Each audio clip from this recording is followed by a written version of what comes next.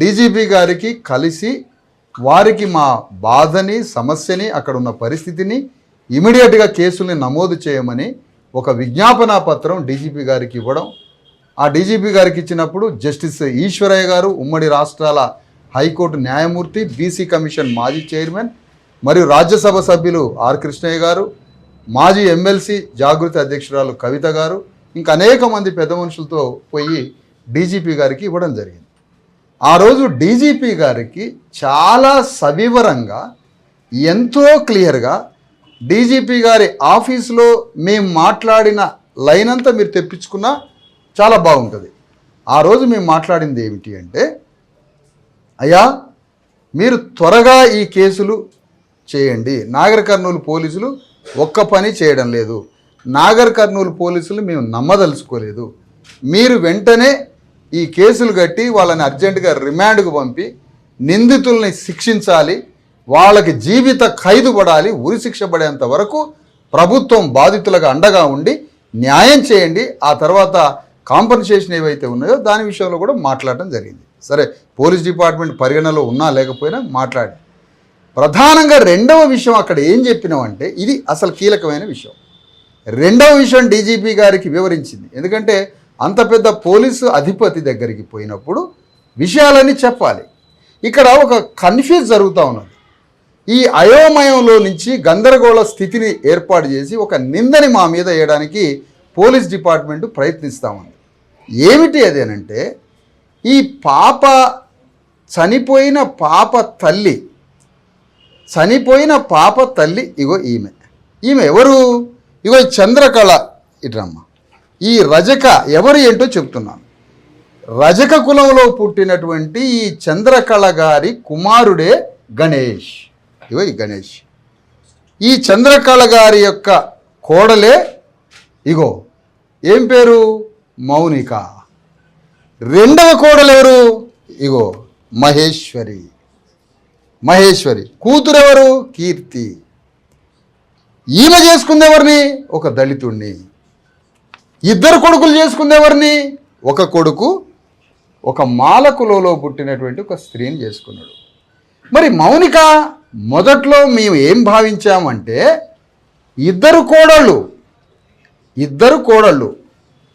చాకలి కులస్తులు కాదు, ఇద్దరు అల్లుడు కోడళ్ళు అంటే కులాంతర వివాహాలు చేసుకున్న కుటుంబం ఇది. ఈ కులాంతర వివాహాలు చేసుకున్న కుటుంబంలో మొదటగా మౌనిక ఎవరైతే చనిపోయిన పాప తల్లి ఉందో, పాప తల్లి ఎస్సీ అనడం జరిగింది. పాప తల్లి ఎస్సీ అనడం జరిగినప్పుడు పాప తల్లి కాకుండా ఈ చంద్రకళ గారి రెండవ కోడలు మహేశ్వరి ఎస్సీ అనడం జరిగింది. ఈ పాప తల్లి చనిపోయిన పాప తల్లి మౌనిక ఎవరైతే ఉన్నారో అలియాస్ యాదమ్మ, మౌనిక యొక్క కులము ఎస్సీ అని అన్నాం. ఎందుకన్నాం? ఆమె పుట్టింది, ఈ మౌనిక పుట్టింది బీసీ కులంలో. ఏం కులము? వంశరాజుల కులంలో పుట్టింది. వంశరాజుల కులంలో పుట్టిన ఈమె, ఈ మౌనికాని మాదిగల పెంపకం జరిగింది. అప్పుడు ఈ చిన్న తల్లి ఏమనుకోవాలి? అప్పుడు తనకు తాను చిన్నతనంలోనే తన కులాన్ని ఏమని చెప్పుకుంటుంది? పెంచిన కుటుంబానికి సంబంధించిన చెప్పుకుంటుంది. ఎవరు పెంచారు, ఏ కుటుంబం పెంచిందో దత్తత కాగితాలు ఉన్నాయంటే, మా ఎస్సీ బీసీలకి డాక్యుమెంట్స్ రాయించుకోవడం, డాక్యుమెంట్స్ ప్రజెంట్ చేయటం, కాగితాలు తయారు చేయడం, మా బాధని సరిగ్గా లీగల్గా వెళ్ళబుచ్చుకోవడం, మా బాధని రెగ్యులర్గా ఎగ్జాక్ట్లీ ఎక్స్ప్రెస్ చేయడం, ఈ మాకు తెలియదు. మాకు కన్నీళ్ళే తెలుసు, బాధలే తెలుసు, పంచాయతీ పెట్టుకున్నట్టు మాట్లాడతాం మేము. మాకు గీతాలు పెద్దగా తెలియదు. మాకు 10 ఎకరాల భూమి ఉన్నా భూమి కాగితాలు ఉండవు. మాకు వానికి భూమి లేకపోయినా వానికి కాగితాలు ఉంటాయి. మాకు భూమి ఉన్న కాగితాలు ఉంటాయి. ఈ భూమి నాదే అంటాం. మా సమస్యని ప్రభుత్వం దగ్గరికి, పోలీస్ స్టేషన్ దగ్గరికి వచ్చి ఒక పద్ధతి ప్రకారం, ఒక చట్ట ప్రకారం, ఒక సిస్టమేటిక్గా ఒక విషయాన్ని మేము ప్రజెంట్ చేయలేము. మాకు ఆ కల్చర్ తెలియదు. మాకు ఎవడు ఎడ్యుకేషన్ చేసినోడు, నేర్పినోడు, ట్రైనింగ్ ఇచ్చినోడు లేడు. పోలీస్ స్టేషన్కి మీరు ముందు ఏం కాగితం ఇచ్చిండ్రు, తర్వాత ఏం కాగితం ఇచ్చిండ్రు, మొదటి కాగితంలో ఏముంది అంటే, అసలు మా దుఃఖాన్ని ఎల్లబుచ్చుకోవడం రాదు, మా బాధని చెప్పుకోవడం రాదు, మా కాగితం రాసేవాడు ఉండడు, కాగితం ఎట్లా రాయాలో తెలియదు, రెండోసారి మూడోసారి ఏ ఎస్సీ ఎస్టీ అట్రాసిటీ కేసు అని చూడండి. అందులో మేము ఎస్సీ అట్రాసిటీ యాక్ట్ ఇంప్లిమెంట్ అయ్యే విధంగా మా ఇష్యూని మేము చెప్పుకున్నట్టుగా ఉండదు. మాకు తెలియదు. ఎవరో వచ్చి సలహా ఇచ్చి ఇగో ఈ మాట రాయాలమ్మా కాగితంలో, రాస్తేనేనమ్మా నువ్వు ఈ కులానికి సంబంధించినవు కదా కాబట్టి నీకు యాక్ట్ ఇంప్లిమెంట్ అయిద్దని ఎవడో భగవంతుడిలాగా ఒకడు వచ్చి చెప్తే కానీ మాకు తెలియదు. కానీ తెలివిగల నిందితులు ఏం చేస్తారంటే వాడు గాయపడకపోయినా దెబ్బ తగలకపోయినా వాడు రాయాల్సిన సెక్షన్స్ అన్నీ రాస్తాడు. That is social literacy. మాకు ఈ లిటరసీ కాదు, సామాజిక అక్షరాస్యత కూడా తెలియని జాతులు మాకు తెలియదు. ఇక్కడ ఇంతకు చెప్పొచ్చేది ఏమిటి అంటే ఈ మౌనిక పుట్టింది ఏ కులము? ఒక బీసీలో ఉన్నటువంటి పిచ్చకుంట్ల అనేది తర్వాత గవర్నమెంట్ చట్టం మారినాక వంశరాజ. అది మొదటి రోజే క్లియర్ అయిపోయింది, రెండో రోజే క్లియర్ అయిపోయింది. మేము మరి ఎస్సీ ఎస్టీ ఎట్లా అడుగుతున్నాం అట్రాసిటీ యాక్టు? ఈమె పెరిగింది మాదిగలలో కాబట్టి ఒక సుప్రీంకోర్టు లైన్ ఉంది, అది టెక్నికల్గా. రెండవది తాను పెరిగింది మాదిగ ఇంట్లో కదా కాబట్టి నేను మాదిగా అన్నట్టుగా ఆమె ఆలోచిస్తుంది. చుట్టుపక్కల పరిస్థితి అంతే ఆలోచిస్తుంది. ఒక కుటుంబంలో ఒక 5-6 ఉన్నారు. ఒక చిన్నప్పుడే వేరే ఇంట్లో పెరిగింది, చిన్నతనం అంతా ఆమె జీవితం ఇట్లనే సరిపోయింది కాబట్టి పెరిగిన ఇంటినే చెప్పుకున్నది. మేమేమంటున్నామంటే ఇక్కడ పెరిగిన ఇంటిని కూడా మీరు కౌంటులో తీసుకోము, ఆ సుప్రీంకోర్టు జడ్జిమెంట్ని కూడా మేము పక్కన పెడతాం అంటే పెట్టండి, నో ప్రాబ్లం. మీకు ఏ వంక దొరుకుతుందా అని ఎదురు చూస్తారు గవర్నమెంట్. అన్ని ఆధారాలు సమస్త ఆధారాలు ఉంటే మేము పక్కా సెక్షన్స్ పెడతాం ఇక నుంచి దళితుల మీద అని వాగ్దానం ఇస్తాడా డీజీపీ? కొన్ని వందల కేసులు చూపిస్తాం అన్ని ఆధారాలతో. ఉదాహరణ కర్ల రాజేషు అన్ని ఆధారాలను పెట్టిరా? పెట్టలే కదా. అంటే అన్ని ఆధారాలున్నా పెట్టరు మీరు, మాకు తెలుసు అది. ఇక్కడ ఒక వంక దొరికింది. ఈ వంకలో ఆమె పెరిగింది మాదిగ కులంలో అయి మాదిగని చెప్పుకున్నా ఓకే, ఆమె ఎస్సీ కాదు అన్నారు. సంతోషం, ఎస్సీ కాదు, ఓకే. ఎస్సీగా మేము అట్రాసిటీ యాక్ట్ ఇంప్లిమెంట్ కాదు అన్నారు, ఓకే. దాని చుట్టే తిప్పుతున్నారు కథ మొత్తం. మర్డర్ కేసు నమోదు చేయరు, అటెంప్ట్ మర్డర్ కేసు నమోదు చేయరు. అటెంప్ట్ మర్డర్ కేసు ఒకటి నమోదు చేస్తారు, ఎంటికల పెట్టి ఈడ్చి జాకెట్లు పగలజీరి పిచ్చి తిట్టుడు తిట్టి మొగోళ్ళే ఆడపిల్లల్ని 2 గంటలు కొట్టినా అబ్యూజింగ్ మహిళా చట్టం అమలు చేయరు, ఆ సెక్షన్ రాయరు. మరి అదెందుకు రాయారో ఇంతవరకు వివరణ ఇవ్వలేదు. మర్డర్ కేసు ఎందుకు నమోదు చేయరో ఇంతవరకు వివరణ ఇవ్వలేదు. కానీ ఈమె తప్పుడు కులంతో ఉద్యమకారులు వచ్చి ఈమె కులాన్ని తప్పుగా పెడుతున్నారు అని ప్రపంచం అంతా కూడే విధంగా చెబుతున్నారు. నేను ఈ తల్లిని పట్టుకొని పోయి డీజీపీ గారి దగ్గర కూర్చోబెట్టి ఇష్యూ కన్నా ముందే డీజీపీ గారికి, అయ్యా ఈమె పుట్టింది బీసీ కులంలో, పెరిగింది మాదిగా దళిత కులంలో, పెరిగిందే ఆమె క్లెయిమ్ చేసుకుంటుంది, పుట్టింది బీసీలలో అని డీజీపీ గారికి వివరించాను 3 సార్లు. మీరు డీజీపీ గారిని కనుక్కోవచ్చు. మేము తప్పు చేసే అవకాశమే ఉండదు, ఛాన్స్ కూడా ఇవ్వవు. కాకపోతే మాట్లాడే విధానంలో మాకు వారసత్వం లెగసీ లేదు, లీగల్ ఫ్రేమ్లో మాట్లాడే ఆ లాజిక్స్ మాకు తెలియదు. కానీ న్యాయం మాట్లాడతాం. ప్రజెంటేషన్లో తేడాలు ఉండొచ్చు కానీ న్యాయమే ఉంటుంది మాకు. అందుకని ఇక్కడ ఏమంటున్నామంటే డీజీపీ గారి దగ్గర ఎప్పుడు చెప్పినాము మేము, ఈ కుటుంబాన్ని అక్కడి నుంచి హైదరాబాద్కు తీసుకొచ్చి డీజీపీ గారికి ఉన్నవన్నీ చెప్పాలి కదా. ఇగో ఈ మౌనిక అనే తల్లి పలానా ఊరు, పలానా ప్రాంతము, పలానా కులంలో పుట్టింది, కానీ మాదిగలలో ఎస్సీల ఇళ్లలో పెరిగింది కాబట్టి తనకి ఎస్సీగానే బ్రాటప్ అయింది కాబట్టి తను చెప్పుకున్నది, నేను మాదిగోళ్ళ అమ్మాయిని ఎస్సీ దళిత్ అని చెప్పింది. పుట్టింది వంశరాజ కులంలో. అయినా మీరు ఇంప్లిమెంట్ కాదనుకుంటే అది లీగల్గా ఎట్లా చేయాలో అట్లా చేస్తాం అనుకుందాం. మీరు ఇంప్లిమెంట్ చేయబాకండి. కానీ మేము ఎస్సీ ఎస్టీ అట్రాసిటీ యాక్ట్ పెట్టాలనే వాదన ఎందుకు చేశామో తెలుసా? మేము వాదన ఎందుకు చేస్తున్నాం? ఎస్సీ ఎస్టీ అట్రాసిటీ యాక్ట్ అనేది ఎందుకు చేస్తున్నాం? చాలా జాగ్రత్తగా ఈ కేసుని, ఈ గొడవల్ని మొత్తం కంటిన్యూటీగా వారం రోజుల నుంచి వీక్షిస్తున్న కోట్ల మంది ప్రజలకు తెలియజేస్తున్నా. అమ్మా మహేశ్వరి దా, ఈ కుటుంబం మీద మొత్తం దాడి జరిగింది. అమ్మా ఈ గుడిలో పడేసి ఈ కుటుంబం మీద మొత్తం దాడి జరిగింది. సాకలి కుటుంబం అయినటువంటి చంద్రకళ కుటుంబాన్ని మొత్తం మీద దాడి జరిగింది. దాడి చేసిన వారంతా రెడ్లు.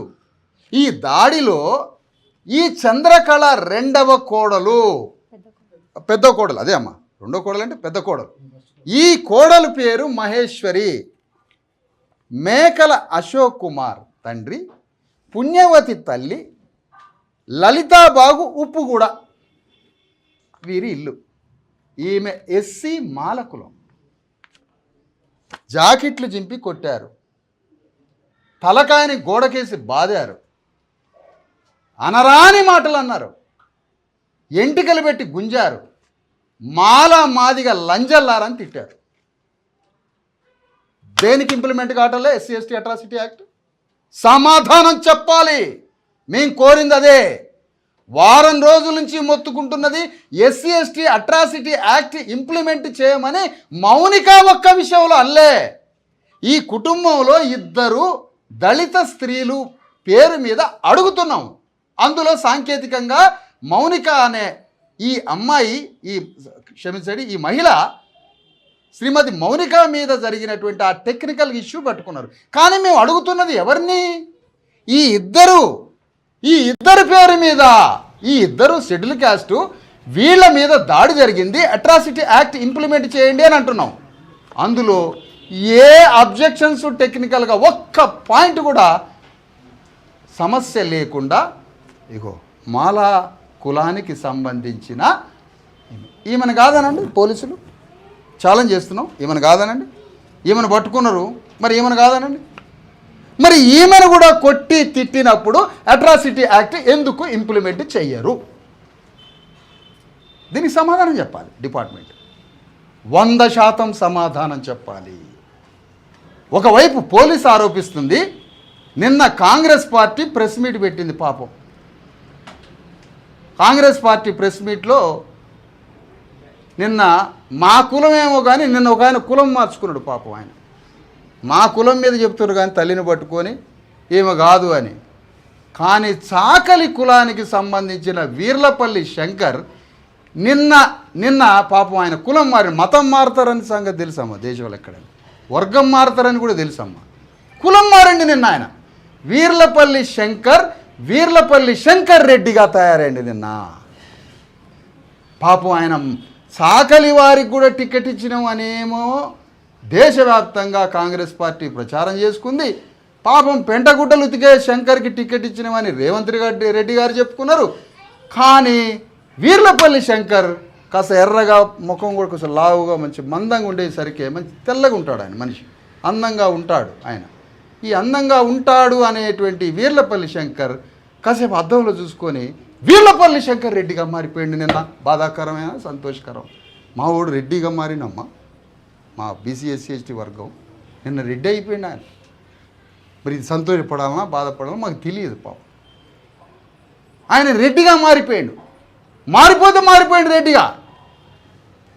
ఈ గణేష్ అనే శ్రామికుడిని పట్టుకొని రక్తం చిందించి అన్నం తింటాడమ్మా ఇతను. మా శూద్రులు బీసీ ఎస్సీ ఎస్టీలు రోజు రక్తం చిందించి 200, 300, 500 తెచ్చుకొని ఆ 500 రూపాయలతో అన్నం తింటారమ్మా. ఇతని క్యారెక్టర్ మంచిది కాదటమ్మా, ఇతని క్యారెక్టర్ మంచిది కాదట. ఈ వీర్లపల్లి శంకర్ రెడ్డి చెప్తున్నాడు. నేను అడుగుతున్న కాంగ్రెస్ పార్టీలో ఎవరికి క్యారెక్టర్ ఉందో చెప్పాలా? కాంగ్రెస్ పార్టీలో ఎవరికి క్యారెక్టర్ ఉందో చెప్పాలి. ఈయనకి క్యారెక్టర్ లేదా?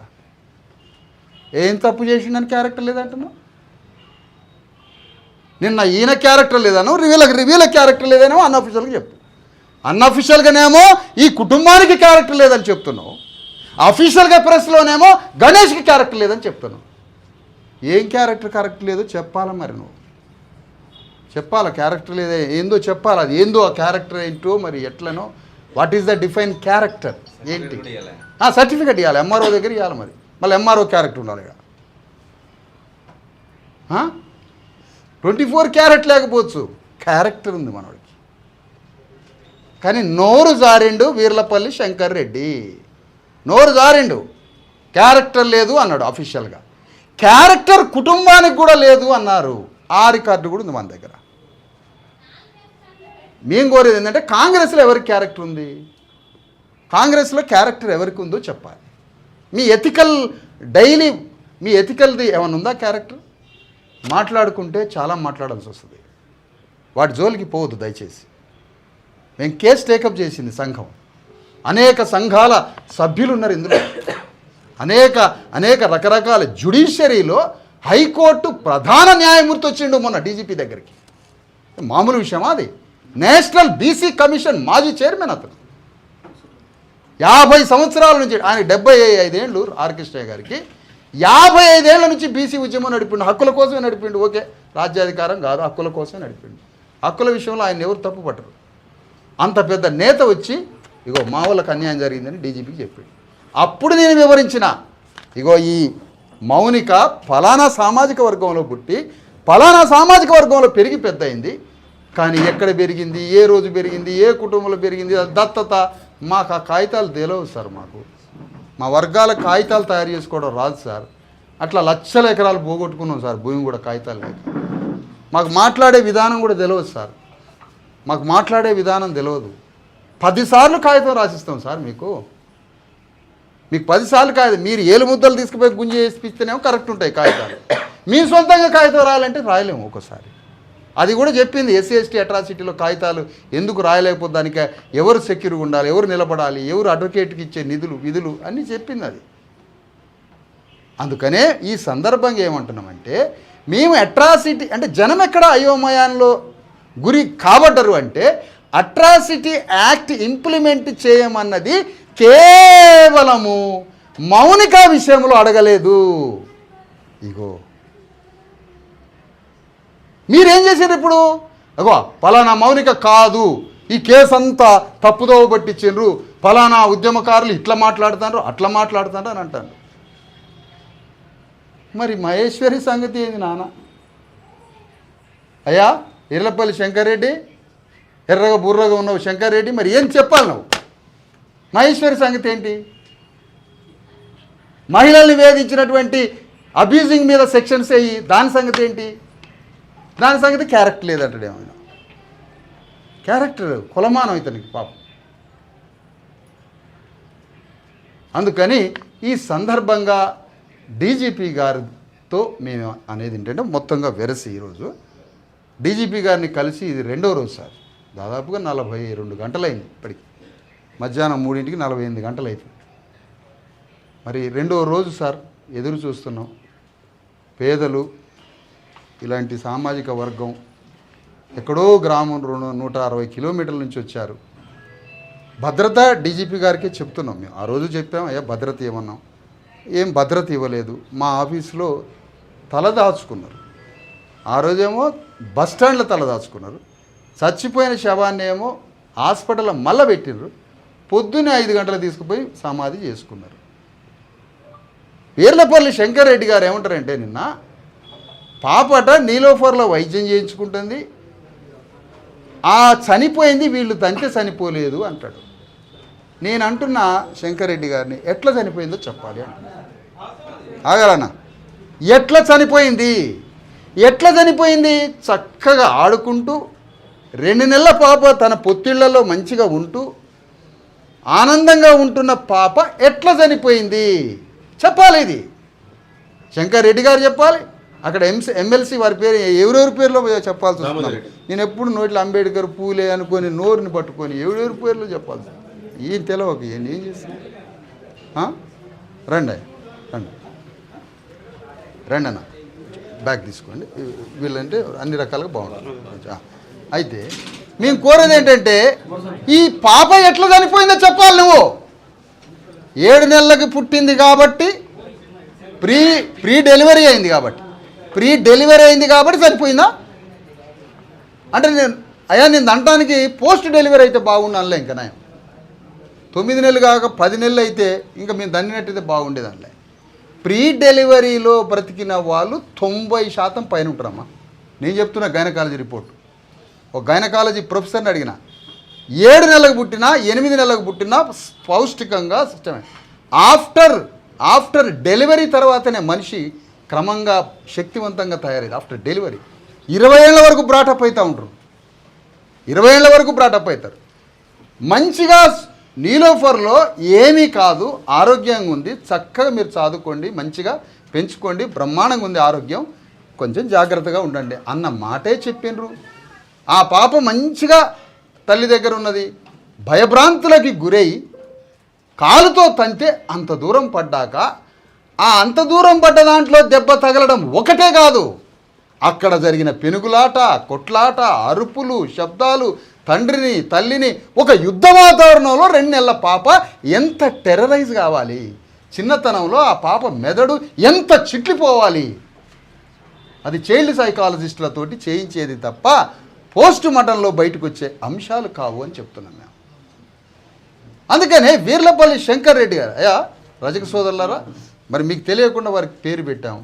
కులం నుంచి బహిష్కరించడం శంకర్ రెడ్డి గారు నేను చేయలేను, అది మీ రజక సంఘాలు మీరు చేసుకోండి వారిని బహిష్కరించేది. నేను బీసీ ఎస్సీ ఎస్టీ సంఘం నుంచి మాత్రం బహిష్కరిస్తున్న వారిని శంకర్ రెడ్డి గారు. మేము కూడా మా కులం నుంచి బహిష్కరిస్తున్నాం. ఏమన్నారు సార్? మేము కూడా మా కులం మా కులం అంటే ఏం కులం మరి అనండి పెద్దగా. మా రజక కులం నుండి మేము కూడా వీర్లపల్లి శంకర్ గారిని బహిష్కరిస్తున్నాం. కులం నుంచి అంటే ఆయన సాగు బతుకుల కాడికి పోరుగా, సాగు బతుకుల కాడికి పోవడం, పాడమేయటం ఏం జరగదు. ఏదైతే ఆయన కూడా ఇక మీదట ఏ రాజకీయ పార్టీలో, కాంగ్రెస్ పార్టీలో గానీ లేకపోతే ఇంకా ఏదైనా సొంతంగా ఎజెండా తీసుకున్నా కులం పేరు చెప్పుకొని ఎజెండా తీసుకోవద్దు, నిర్ణయం తీసుకోవద్దు. కాంగ్రెస్ పార్టీ కూడా సూటిగా హెచ్చరిస్తున్నాం, వీర్లపల్లి శంకర్ కు రజక కులానికి ఎటువంటి సంబంధం లేదు, కులం నుంచి బహిష్కరిస్తున్నాం. ఈరోజు పాపం ఇప్పుడు స్వయం సమాధి కార్యక్రమం ఒకటి ఉంటుంది సార్, వారి సమాధిని వారే కట్టుకోవడం బ్రహ్మం గారి లాగా. ఇప్పుడు మన వీర్లపల్లి శంకర్ గారు కూడా నిన్న తన సమాధిని తానే మంచి పగడబది సిమెంట్ పెట్టి గట్టినే కట్టుకోండి రాళ్లతోటి. అయితే ఎందుకు సామాజిక సమాధి అయిపోయింది పాపం నిన్న ఆయన. మరి ఆయన దేవుడుగా మారుతాడు దెయ్యంగా మారుతాడు తెలియదు, కానీ నిన్న సోషల్ డెత్ అయిపోయింది. ఒక్క చాకలి రజకుడు కానీ, ఒక బీసీఎస్సీ ఎస్టీ బలహీన వర్గం ఒక్క మనిషి నిన్ను అభినందించోడు ఉంటే తీసుకురా నా ముందుకి.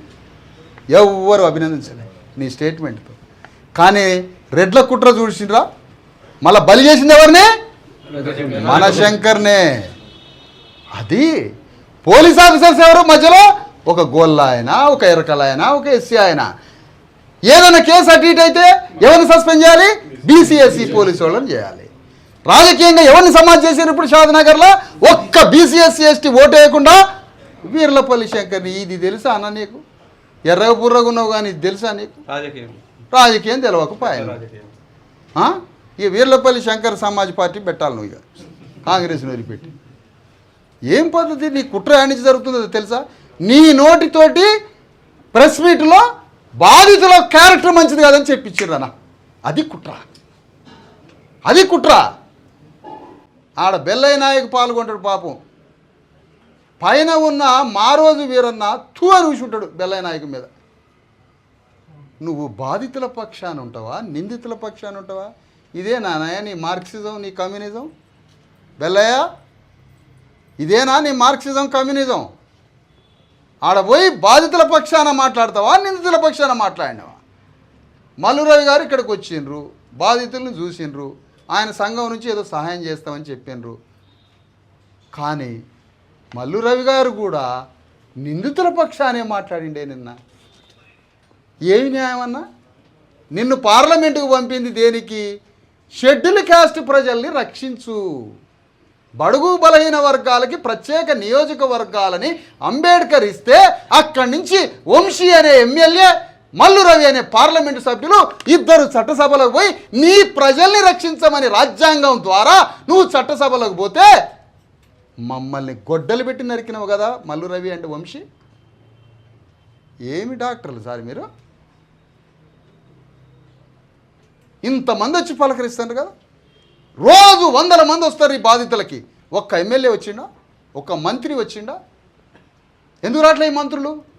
నిన్న రవి గారు వచ్చిండ్రు, జరిగింది వాస్తవమే, బాధపడుతున్నా అన్నాడు. మరి బాధపడుతున్నప్పుడు జరిగింది వాస్తవం అయినప్పుడు కొంతవరకు న్యాయంగా మాట్లాడిండు, కొంతవరకు. మరి న్యాయంగా మాట్లాడినప్పుడు రా పోరాటం, శిక్షణలు పెడదాం, రా పోలీసు వాళ్ళ దగ్గరికి పోదందా?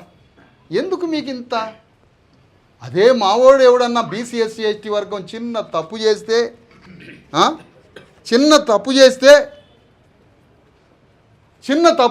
వాడిని ఉరిశిక్ష చేసి చంపుతారుగా. వాడు చిన్న తప్పు చేస్తే వాడు కుటుంబం మొత్తాన్ని ఈడ్చుకొస్తారుగా. ఈ రోజు వరకు నిందితుల్ని అప్పీర్ చేయలే, తీసుకొచ్చి మా వాళ్ళనైతే ముసుగులు తొడిగి కొట్టి చంపి తల్లిదండ్రుల బొక్కలు కూడా ఎరగొట్టి తీసుకొని పోతారు పోలీస్ స్టేషన్. కానీ వాళ్ళకి ఆ తుకారాం రెడ్డిని ఎంత గొప్ప పేరు పెట్టుకున్నాండి. తుకారాం కబీర్ ఆలోచనలు తీసుకుపోయిన పేరు ఈయనకు పెట్టారు. సమానత్వం తుకారం చెప్పిండు, ఈయనకి అసమానత్వం డీకోడింగ్ అయింది పాపం ఈ పెద్ద మనిషి. ఇమీడియట్గా కలెక్టర్గా చెప్తున్న నాగర్ కర్నూలుకి బర్తరఫ్ చేయండి, సర్పంచ్ నుంచి అతన్ని బర్తరఫ్ చేసి పారేయండి, గ్రామం నుంచి సర్పంచ్ నుంచి తీసి పారేయండి. మొన్న ఒక ట్రైబల్ని చేసిండ్రు, ట్రైబల్ని తెలిసి తెలియక మామూలు ఏదో ట్రైబల్స్ ఎస్సీలు బీసీలు సర్పంచ్లు అవుతారు. ఇక ఆడ కాసుకొని వీడి ముందు నిలబడాలని భర్త వచ్చిండని కొడుకు వచ్చిండని భర్త రావడం తప్పు, కొడుకు రావడం తప్పు. కానీ రెడ్లు వాళ్ళ సర్పంచ్ పదవి బీసీలకు వచ్చిందని కాసుకొని పంచాయతీ అధికారితో తీసి పారేస్తారు. ఏంటి ఇవన్నీ? నాకే ఈ సమస్యలుగా సస్తాను నేను. ఆడ ఖమ్మం పిలుస్తూ ఉంది, ఆడ బీసీ ఎస్సీ ఎస్టీల ఇండ్లు మొత్తం కూలగొట్టి ఇండ్లల్లో ఉన్న వాళ్ళని ఈడ్చుకొచ్చి పండుకున్న మంచాలు బొచ్చలు గిన్నెలు గ్యాస్ స్టవ్లు మొత్తం ధ్వంసం చేసి కమ్మారెడ్ల క్రూర జేసీబీలు వచ్చి అక్కడ బీసీ ఎస్సీ ఎస్టీల కొంపల్ని విధ్వంసం చేసి 33 ఎకరాల మీద కన్నేసి అది వాళ్ళ చేతిలో పెట్టుకోవడానికి బీసీ ఎస్సీ ఎస్టీలు నిలగొట్టి. ఇది రాజ్యమా వాళ్ళ కాడ ఇది అంటున్నాను. ఇది రాజ్యం అంటారు ఎవడన్నా? ఇదేనా నాయన రాహుల్ గాంధీ? నువ్వు అమాయకుడువా పిచ్చోడువా ఇప్పటివరకు నాకు అర్థం కాలే. నువ్వు ఏందో తెలవట్లే నాకు. ఏంటంటే రాజ్యాంగం అంటాడు, ఏంది నీ పద్ధతి ఏంటంటే అసలు. పోనీ రాహుల్ గాంధీ దగ్గరికి పోనిస్తావా మమ్మల్ని రేపు వస్తా అంటే మమ్మల్ని ఆడబట్టుకొని అరెస్ట్ చేసి ఆడపిల్లలు ఆడ గుంజకపోతారో తెలియదు. పోలీసులు కేసు మీద కేసు పెడతారు. అందుకనే ఈ సందర్భంగా మరొకసారి సూటిగా స్థూలంగా చెప్పేది ఏంటంటే, అయ్యా డీజీపీ గారు మిమ్మల్ని కలిశాము, 48 గంటలు కావస్తుంది రెండో రోజు. మీకే సూటిగా చెప్పాను నేను, పలానా మౌనిక పాప తల్లి సార్, పుట్టింది బీసీలలో కాదు, పుట్టింది క్షమించండి బీసీలో, పెరిగింది ఎస్సీలలో. ఒకవేళ ఇక్కడ మీకు ఇంప్లిమెంటేషన్కి అయినా సుప్రీంకోర్టు ఆర్డర్ ఉంది పెరిగిన దాంట్లో, అయినా సుప్రీంకోర్టు ఆర్డర్ కూడా పక్కన పెట్టండి. మీరు అట్రాసిటీ యాక్ట్ పెట్టడానికి ఇగో మరొక కోడల మీద కూడా ఈమె కన్నా ఎక్కువ కొట్టినరు, అని ఈమె కన్నా ఎక్కువ కొట్టినరు,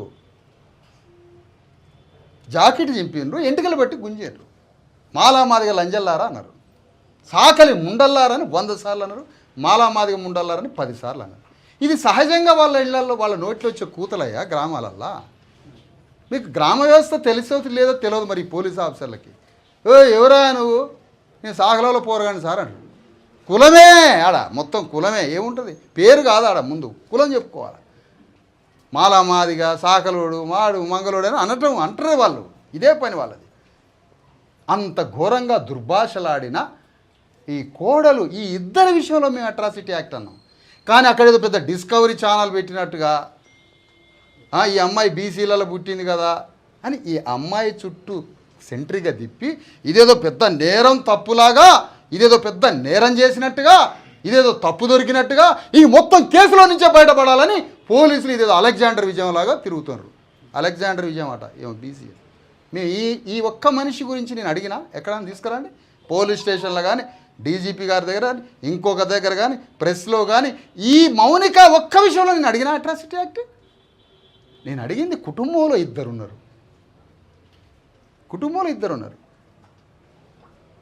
ఈమె కూతురు కీర్తి, ఈమె భర్త ఎస్సీ. ఏ రాజకీయ నాయకుడు, ఏ బ్యూరోక్రాటు భారతదేశంలో ఎవడూ చేయనటువంటి వివాహాల్ని ఒక అమాయక తల్లి చేసింది. రామ్మ బయటికి రామ్మ, ఇంటర్ కాస్ట్లు చేసింది. ఇదేనా ఈమె క్యారెక్టర్ లేదనేది? ఇదేనా మీరు అనేది? ఇంటర్ కాస్ట్ మ్యారేజ్లు చేయడమే ఈమె క్యారెక్టర్ లేదా? సొంత కులంలో పెళ్లి చేసుకొని 100 కోట్లు ఖర్చు పెట్టేటోడికి క్యారెక్టర్ ఉంటుంది అనమాట. ఫారెన్లో ఒక పెళ్ళి అంటే పెళ్లి చేసుకొని వచ్చి తల్లిదండ్రులు, నాన్న నిన్న పెళ్ళి అయింది అంటాడు కొడుకాడ, ఫారెన్లో నిన్న పెళ్ళి అయింది అంటాడు. ఇంకో కొడుకు వచ్చి రేపు పెళ్ళి అవుతుంది నాన్న, నీకు వీలుంటే రా అంటాడు అయ్యను పట్టుకొని. వీలుంటే రావాలా? ఆడ పెళ్ళిళ్ళేమో అట్లా జరుగుతున్నాయి యూరోప్. అందుకని వాడు అంత మంచిగా డెవలప్ అవుతుంది. మన కాడ పెళ్లి ఉద్యమం, బట్టి విక్రమార్క గారింట్లో పెళ్లి ఒక ఉద్యమం. మా ఇంట్లో సాగు, నీ ఇంట్లో పెళ్లి. రాకూడదా బట్టి విక్రమార్క? వచ్చి వీళ్ళకి తప్పైందని వచ్చి నీ కొడుకు పెళ్లి కార్డు ఇచ్చిపో, వీళ్ళకి ఈ కొడుకు పెళ్లి కార్డు ఇచ్చిపో తప్పైంది సార్ మా ఏదో జరుగుతున్న సమాజంలో ఈ కేసు విషయంలో నేను కొద్దిగా చేస్తలే కానీ కొంచెం తప్పైంది నాది అని బట్టి విక్రమార్క ఎందుకు చెప్పట్లే? అసలు రేవంత్ రెడ్డి మీదనే మాట్లాడితే రేవంత్ రెడ్డి అంటున్నాం, కానీ అసలు దళితుల నుంచి ఉప ముఖ్యమంత్రి అయింది కదా, మరి నీ వర్గాల ప్రజల గురించి బట్టి మాట్లాడాడేంటి బట్టి విక్రమార్క గారు? ఆయన మీదకి ఫోకస్ ఎందుకు పోవట్లేదు తెలుసా? ఏ కాంట్రవర్సీలోకి ఆయన రాడు కాబట్టి మన ఫోకస్ ఆయన మీదకి పోవట్లే. మన ఫోకస్ ఆయన మీదకి పోకుండా ఉండాలని ఆయన ఏ విషయంలో ఎంటర్ కాడు. ఇది ఆయన లాజిక్. మొన్న నైని కుంభకోణంలో మాత్రమే పాపం వారు వెలుగులోకి వచ్చారు. మంచి రాజశేఖర రెడ్డి లాగా పంచాగించే గట్టినమ్మా. మరి మీ ఓడే మరి మా గద్దరన్నకి ఇంతవరకు శాంక్షన్ చేయలేదు. అది ఇన్స్టిట్యూట్ లేదు, పాడి లేదు. నువ్వు ముఖ్యమంత్రి అంటే ప్రజాపాలన అంటే పెద్ద భవనంలో ఉంటి అన్నీ ఉంటివి. మరి ఆ గద్దర్ గారికి ఇన్స్టిట్యూషన్ ఏదైతే అంటే 2 ఎకరాలు పోయి అన్నీ పోయి కాగితాల మీదకి వచ్చినాయి బొమ్మలు. అది కూడా అడుగుతాం, గవర్నమెంట్ గల్లా బట్టి అడుగుతాం. గద్దర్ కాలు పెట్టి గద్దర్ బాడీ మీద కాలు పెట్టి రేవంత్ రెడ్డి సింహాసనం మీద కూర్చున్నాడు 100% అడుగుతాం. గద్దర్ యొక్క సోపానంగా చేసుకుని రాజ్యాన్ని పట్టుకున్నాడు.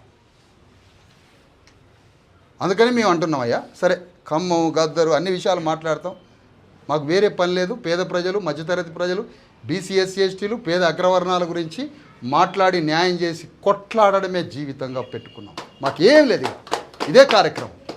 ఆ విధంగా ఈరోజు స్థూలంగా సూటిగా మరొక్కసారి డీజీపీ గారు, అయ్యా మీకు చెప్పి 48 గంటలైంది. మౌనిక పాప తల్లి బీసీలో పుట్టింది, ఎస్సీలో పెరిగింది, అయినా మీకు అది సుప్రీంకోర్టు జడ్జిమెంట్ ఉన్నా మేము చేయమంటే అది కూడా మినహాయింపు. ఓకే, మరో అమ్మాయి ఎస్సీ అట్రాసిటీ యాక్ట్ ఆమె తరఫున చేయాలి అని కోరుతూ అబ్యూజింగ్ మహిళల్ని ఇష్టం వచ్చినట్టుగా గుట్టి పేదోళ్ళు కదా పల్ల చెంపలు కొట్టిర్రు, ఎంటికలు బీకిర్రు, జాకెట్లు బీకిర్రు, మాలమాదిగ ముండలు సాకలి ముండలని తిట్టిర్రు. మరి దానికి అబ్యూజింగ్ మహిళా సెక్షన్స్ పెట్టాలని, మర్డర్ కేసు నమోదు చేయాలని, పోస్ట్ మార్టం రిపోర్ట్ ఏమి ఉండదు, ముందు మర్డర్ అన్ని కేసులు పెట్టండి, ప్రాసెస్లో విచారణలో అప్పుడు తెలుస్తాం. మేమైనా తప్పులు చేస్తే మా మీద కూడా శిక్షలు వేయండి ప్రాసెస్లో. ముందు ఈ కేసులన్నీ ఇంప్లిమెంట్ చేయాలని. ఇది తాత్సారం చేస్తే మీకే డ్యామేజ్, ఇది వదిలిపెట్టేది లేదు. రేపు అసెంబ్లీ స్టార్ట్ అయినా అక్కడ అడుగుతాం, అన్ని చోట్ల అడుగుతాం. గవర్నమెంట్ ఇమీడియట్గా ఇది వాళ్ళ మీద కేసులు పెట్టి రిమాండ్కి పంపాలని కోరుతూ, రెవెన్యూ కలెక్టర్ ఇంతవరకు మరి ఏమీ వీళ్ళకి మేము అడుగుతున్న పునరావాసం 50 లక్షల రూపాయలు కనీసం ఈ కుటుంబానికి ఇవ్వాలి. ఒక పిల్లగాడికో ఎవరికైనా ఉద్యోగం ఇవ్వాలి. ఆ తర్వాత వాళ్ళకు ఇల్లు ఇచ్చి వాళ్ళకి పోలీస్ సెక్యూరిటీ ఇవ్వాలి కొంతకాలం. ఇవన్నీ అడుగుతాం. దాని విషయంలో కూడా ఇంతవరకు స్పందన లేదు. కాబట్టి ఈ విధంగా ఇదంతా చేయాలని చెబుతూ ఈ ప్రెస్ మీట్ యొక్క ముఖ్య ఉద్దేశం ప్రజల్ని డిపార్ట్మెంట్ కన్ఫ్యూజ్ చేస్తుంది.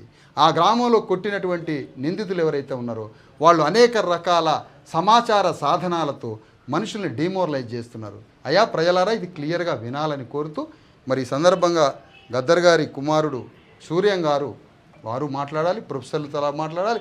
మెయిన్గా రజకులట మరి ఇలా తీర్మానం చేసుకొని వచ్చారు, శంకర్ గారిని కులం నుంచే బహిష్కరిస్తారు. నేను బహిష్కరించట్లేదు అన్న, ఎందుకంటే నేను చాకలి వర్గానికి సంబంధించినటువంటి కానీ సామాజికంగా చాకలి కులం కాదు కాబట్టి వారిని బయటికి పంపించే రైట్ నాకు లేదు. కానీ బీసీఎస్సీ ఎస్టీ సమాజం నుంచి వీర్లపల్లి శంకర్ గారిని బీసీఎస్సీ ఎస్టీ సమాజం నుంచి బహిష్కరిస్తున్నాము అని మీ అందరి ముందు ప్రకటిస్తున్నాం, తీర్మానిస్తున్నాం. తెలివి లేదు పాపం ఆయనకి, తెలియదు. ఇట్లాంటి ఉద్యమాలు వస్తేనే దీన్ని గౌరవించాలి. ఇట్లా ఇప్పుడే ఈ మాట అంటే ఎక్కడ అమ్మో బీసీఎస్సీ ఎస్టీలు ఇంత భయంకరంగా చైతన్యంగా ఉన్నారు, ఇట్లా మనం మాట్లాడితే మనం రాజకీయంగా సమాధి అవుతాం అని కూడా సోయి లేని వీర్లపల్లి శంకర్ గారి పట్ల సానుభూతి తెలియజేస్తూ కొద్దిగా మౌనం పాటిస్తున్నాయి ఒక అరసేకన్నా. అంటే అమాయకుడు పాపం సమాధి అయిపోయింది కానీ నిన్ను గెలవనిస్తారా బాబు, ఎవడన్నా ఓటేస్తారని. ఇదే కదా రెడ్లు కోరుకుంది, నిన్ను ఖతం చేయాలి. షాద్నగర్ అంటే రెడ్ల కోట, సాగలోడు ఎమ్మెల్యే అవుతాడా? సాగలైనా రెడ్లు కాసుకున్నారు, వాళ్ళ పని అయింది, సక్సెస్ అయ్యారు నిన్న. బా ఏం కుట్ర, అద్భుతమైన కుట్ర. ప్రమోషన్స్లో రెడ్లకి ఆడ పోటీకి వస్తాడో అక్కడున్న డిఎస్పీ యాదవ్ ఎక్కడ దొక్కారు. మంచి రెడ్ల ప్రమోషన్ చూసుకుంటారు. 20 ఏళ్ళ తర్వాత రెడ్డి పోలీస్ అధికారి డీజీపీ అవుతాడా, ఎస్పీ అవుతాడా, ఏఎస్పీ అవుతాడా, అక్కడికి గొల్లాయన వస్తాడా, సాకలాయన వస్తాడా అని లెక్కలు వేసుకో. మావాడు ఏ లెక్కలు వేసుకోడు, ఇష్టం వచ్చినట్టు తిరుగుతాడు మా పోలీసు ఆఫీసరు. వాళ్ళు లెక్కలు వేసుకుంటారు. కాబట్టి ఏ డిఎస్పీ బీసీని వెనక్కి నెట్టాలి, ఏ సిఐ ఎస్సీని వెనక్కి నెట్టాలి అనేది వాళ్ళకి ప్లాన్ ఉంటుంది. మావునికి ఏం ప్లాన్ ఉండదు సార్. మాకు ముందు చూపు లేదు సమస్య.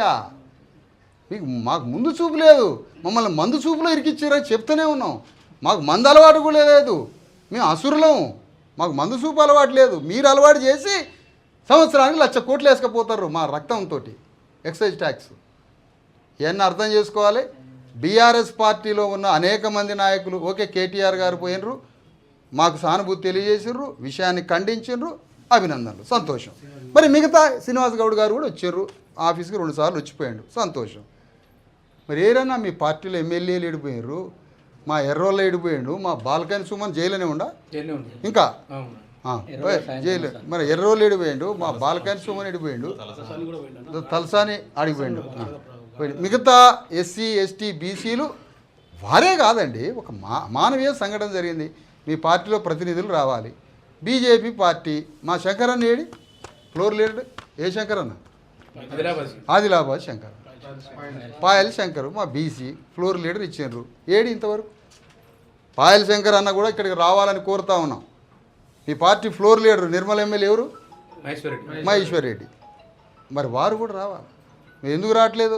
ఎవరు రాకపోతే వాళ్ళ నియోజకవర్గాల్లో ఆట ఆడుకుంటాం మేము రాబోయే రోజుల్లో. సమస్య లేదు. మొన్నటిదాకా ఇది పెద్ద వర్గ పోరాటం అన్నారు. సంతోషం, వర్గ పోరాటమే. ఇప్పుడు కుల పోరాటం జరుగుతుంది అణగారిన వర్గాలది. చాలా జాగ్రత్తగా ఆలోచించమని కోరుతూ మరి సూర్యం గారు మాట్లాడాలి, ఆ తర్వాత ప్రొఫెసర్ గారు మాట్లాడాలి, ఆ తర్వాత రజక సంఘం వారు కూడా ఒక మాట సూర్యం గారు. మీడియా మిత్రులకి ముఖ్యంగా ఈరోజు ఈ ఇష్యూ ఏదైతే ఉందో దీన్ని ఈ స్థాయి వరకు బాధ్యతలతోనే ఉండడం,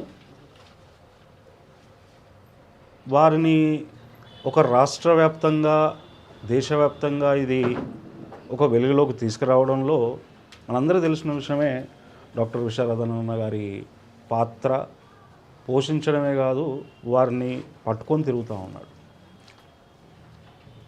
2023లో ఈ ప్రభుత్వం ఏర్పాటు చేసినప్పుడు మనం ప్రజలందరూ చూడాల్సింది, వారికి అందరికీ తెలిసిన విషయం, ప్రజాపాలన అంటే గద్దరన్న ఎప్పుడు ప్రతిపక్షంతోనే ఉండేవాడు. దాంట్లో భాగంగా 1 సంవత్సరం పాటు ప్రయాణంలో వాళ్ళకి ఎన్నో కార్యక్రమాలు ఇచ్చడం, వాళ్ళకు ఒక నిర్దేశం ఇచ్చాం.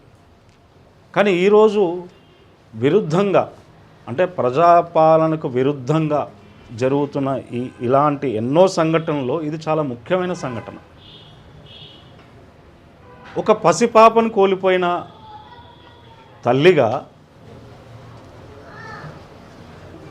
జరిగిన సంఘటనని ఆ పోలీస్ స్టేషన్లో చెప్పినప్పుడు పట్టించుకోలేదు. రాష్ట్ర స్థాయికి డాక్టర్ విశారదన్న గారు తీసుకొచ్చినప్పుడు పట్టించుకోవట్లేదు. దీనికి భిన్నంగా ఒక స్త్రీని అవమానించడం, ఆ చనిపోయిన ఆ పసికందుని కూడా, అంటే మానవీయ కోణం అంటూ ఒకటి ఉంటుంది, ప్రతి మనిషిలో ఉంటుంది. వాటి గురించి మాట్లాడకుండా ఈరోజు ఈ రాష్ట్ర ప్రభుత్వం మరియు వారి పార్టీ ఏదైతే ఉందో వారు చేస్తున్న ఇదొక పెద్ద కుట్ర. అంటే ఒక మనిషికి మనిషి విలువ ఇవ్వరా? ఒక పసికందుకు విలువ ఇవ్వరా? వారిని తీసుకొచ్చి 3 రోజుల తర్వాత శిబిరం తీసేయమన్నారు. వారిని కొట్టడమే కాదు, పెద్దలు డాక్టర్ విశారదనన్న గారు చాలా స్పష్టంగా చెప్పిండు, కొంత కన్ఫ్యూజన్ జరిగినా వారు వెలికి తీసి కుటుంబంతో కూర్చొని అక్కడ చుట్టుపక్కల పరిసరాల్లో తెలుసుకొని దాన్ని ప్రజెంట్ చేశాడు. అంటే ఒక హత్య చేయబడ్డ కుటుంబం పైన ఒక పార్టీగా, ఒక ఎమ్మెల్యేగా, ఒక బాధ్యత గల ఎమ్మెల్యేగా, ప్రభుత్వంగా ఒక మరో హత్య చేస్తూ ఉన్నారు. ఒక హత్య చేయట్లేదు, ఇలా పసికందున హత్య చేశారు. ఆడపిల్లల్ని కొట్టడం, దూషించడం, దానికి తోడుగా ఆ పార్టీ మొత్తంగా కూర్చొని ఈ కుటుంబాన్ని హత్య చేసేసారు. అంటే క్యారెక్టర్ లేదని చెప్పడం, వీళ్ళు ఆ కులం కాదని చెప్పడం, ఆ కులంకి సంబంధించి అంటే మన్నించాలి. ఇక్కడ అసలు మేము విప్లవకారులం కులం గురించి మాట్లాడడం, కానీ కుల ప్రస్తావన ఎందుకు వస్తుంది అంటే వారు మరి భారతదేశంలో భారత రాజ్యాంగం పట్టుకొని దేశమంతా చెప్పుకున్నట్టు సార్ చెప్పినట్టు ఇంతవరకు కూడా ఇంత దుర్మార్గమైన బహుశా నేను అనుకుంటా ఉత్తరప్రదేశ్ తర్వాత ఇక్కడే జరుగుతుంది. పసిగుడ్డుని ఇద్దరే చంపారు, ఒకడు వీరప్పన్ అంతే, ఒకడు ఈ రెడ్డి. అంటే ఇలాంటి రాష్ట్రం, ఇలాంటి ప్రభుత్వమా ప్రజలు కోరుకుంది? ఇలాంటి ప్రభుత్వమా ప్రజా యుద్ధాన్ని ఒక గద్రన కోరుకున్నది? ఇది ముమ్మాటికి కాదని. కాబట్టి ఆ తల్లిని అడిగినాం, అమ్మ మీకు ఏం కావాలి ప్రభుత్వం నుంచి అని. నాకు వ్యక్తిగత సహాయాలు వద్దు, ఏమీ వద్దు, నా బిడ్డను చంపిన వాళ్ళకి శిక్షించమని అడిగింది అంతే. ఒక తల్లి అడిగే కోరిక ఏంటిది? తన బిడ్డను కోల్పోయినా ఆ చంపిన వాళ్ళని శిక్షించమని అడిగిందన్న. కాబట్టి ఈరోజు డాక్టర్ విశారదన్న గారు హైదరాబాద్ తీసుకురావడం, ఇక్కడ వాళ్ళ ఆఫీస్లో పెట్టుకొని వాళ్ళకి ఆశ్రయం కల్పించడం అంటే వాస్తవం ఏంటంటే ఒక కేసు పెట్టిన తర్వాత ఉమెన్స్ మీద ఒక ఉమెన్ కానిస్టేబుల్ని ఇస్తారు వాళ్ళకు తోడుగా. ఇంత ఘోరం అనేది అంటే రక్షణ లేదు ఈ దేశంలో. మరి మరి ఒకప్పుడు ఉద్యమాలని చెప్పి అటు పోయింది, అదేమో కరెక్ట్ ఏమో. ఇలాంటివి జరిగినాయి కాబట్టి అలాంటి ఉద్యమాలు వచ్చినాయి అంటే ప్రభుత్వం అటువైపు నెట్టుతుందేమో మరి. కాబట్టి ఈ సంఘటన తీవ్రంగా ప్రజలు గమనించాలి, ఖండించాలి అన్న. ప్రజలందరూ ఉన్నారు ఇక్కడ, వాళ్ళ కుటుంబాలు కూడా ఉన్నాయి. మీరు పెద్దవారు. ఈ మార్చి 15వ 16వ అసెంబ్లీ ఉన్నది. ఈ అసెంబ్లీలో ఈ ప్రభుత్వం ఖచ్చితంగా ప్రస్తావించాలి. అసలు డిమాండ్తో రేపు మనం ప్రజల దగ్గరికి పోదామని చెప్పేసి నేను కోరుకుంటున్నా. ఈ అవకాశం ఇచ్చిన డాక్టర్ విశారదన్నకి అట్లాగే మీడియా మిత్రులకి ధన్యవాదాలు తెలియజేసుకుంటూ, మీ కుటుంబంతో మేము ఎల్లప్పుడూ ఉంటాం. ప్రజాపక్షాన గదర్ అన్న ఉండే, అట్లాగే గదర్ ఫౌండేషన్ కూడా ప్రజాపక్షాన ఉంటుంది. వాళ్ళ కుమారుడుగా అన్నతో కలిసి పనిచేస్తామని చెప్పి మీకు తెలియజేసుకుంటున్నాం. Thank you very much. సూర్యవన్నకి ధన్యవాదాలు. గద్దర్ గారు ఉంటే ఎంత పాత్ర పోషిస్తాడో, గద్దర్ గారు లేకపోయినా కొడుకు వచ్చి అంత పాత్ర పోషించడము.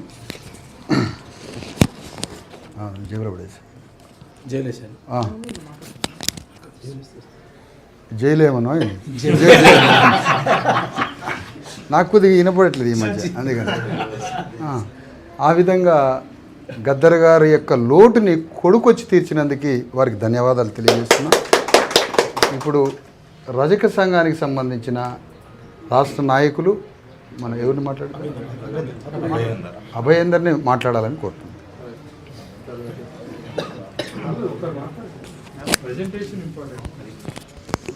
ఈ తరపు నుంచి ఒకరు, తర్వాత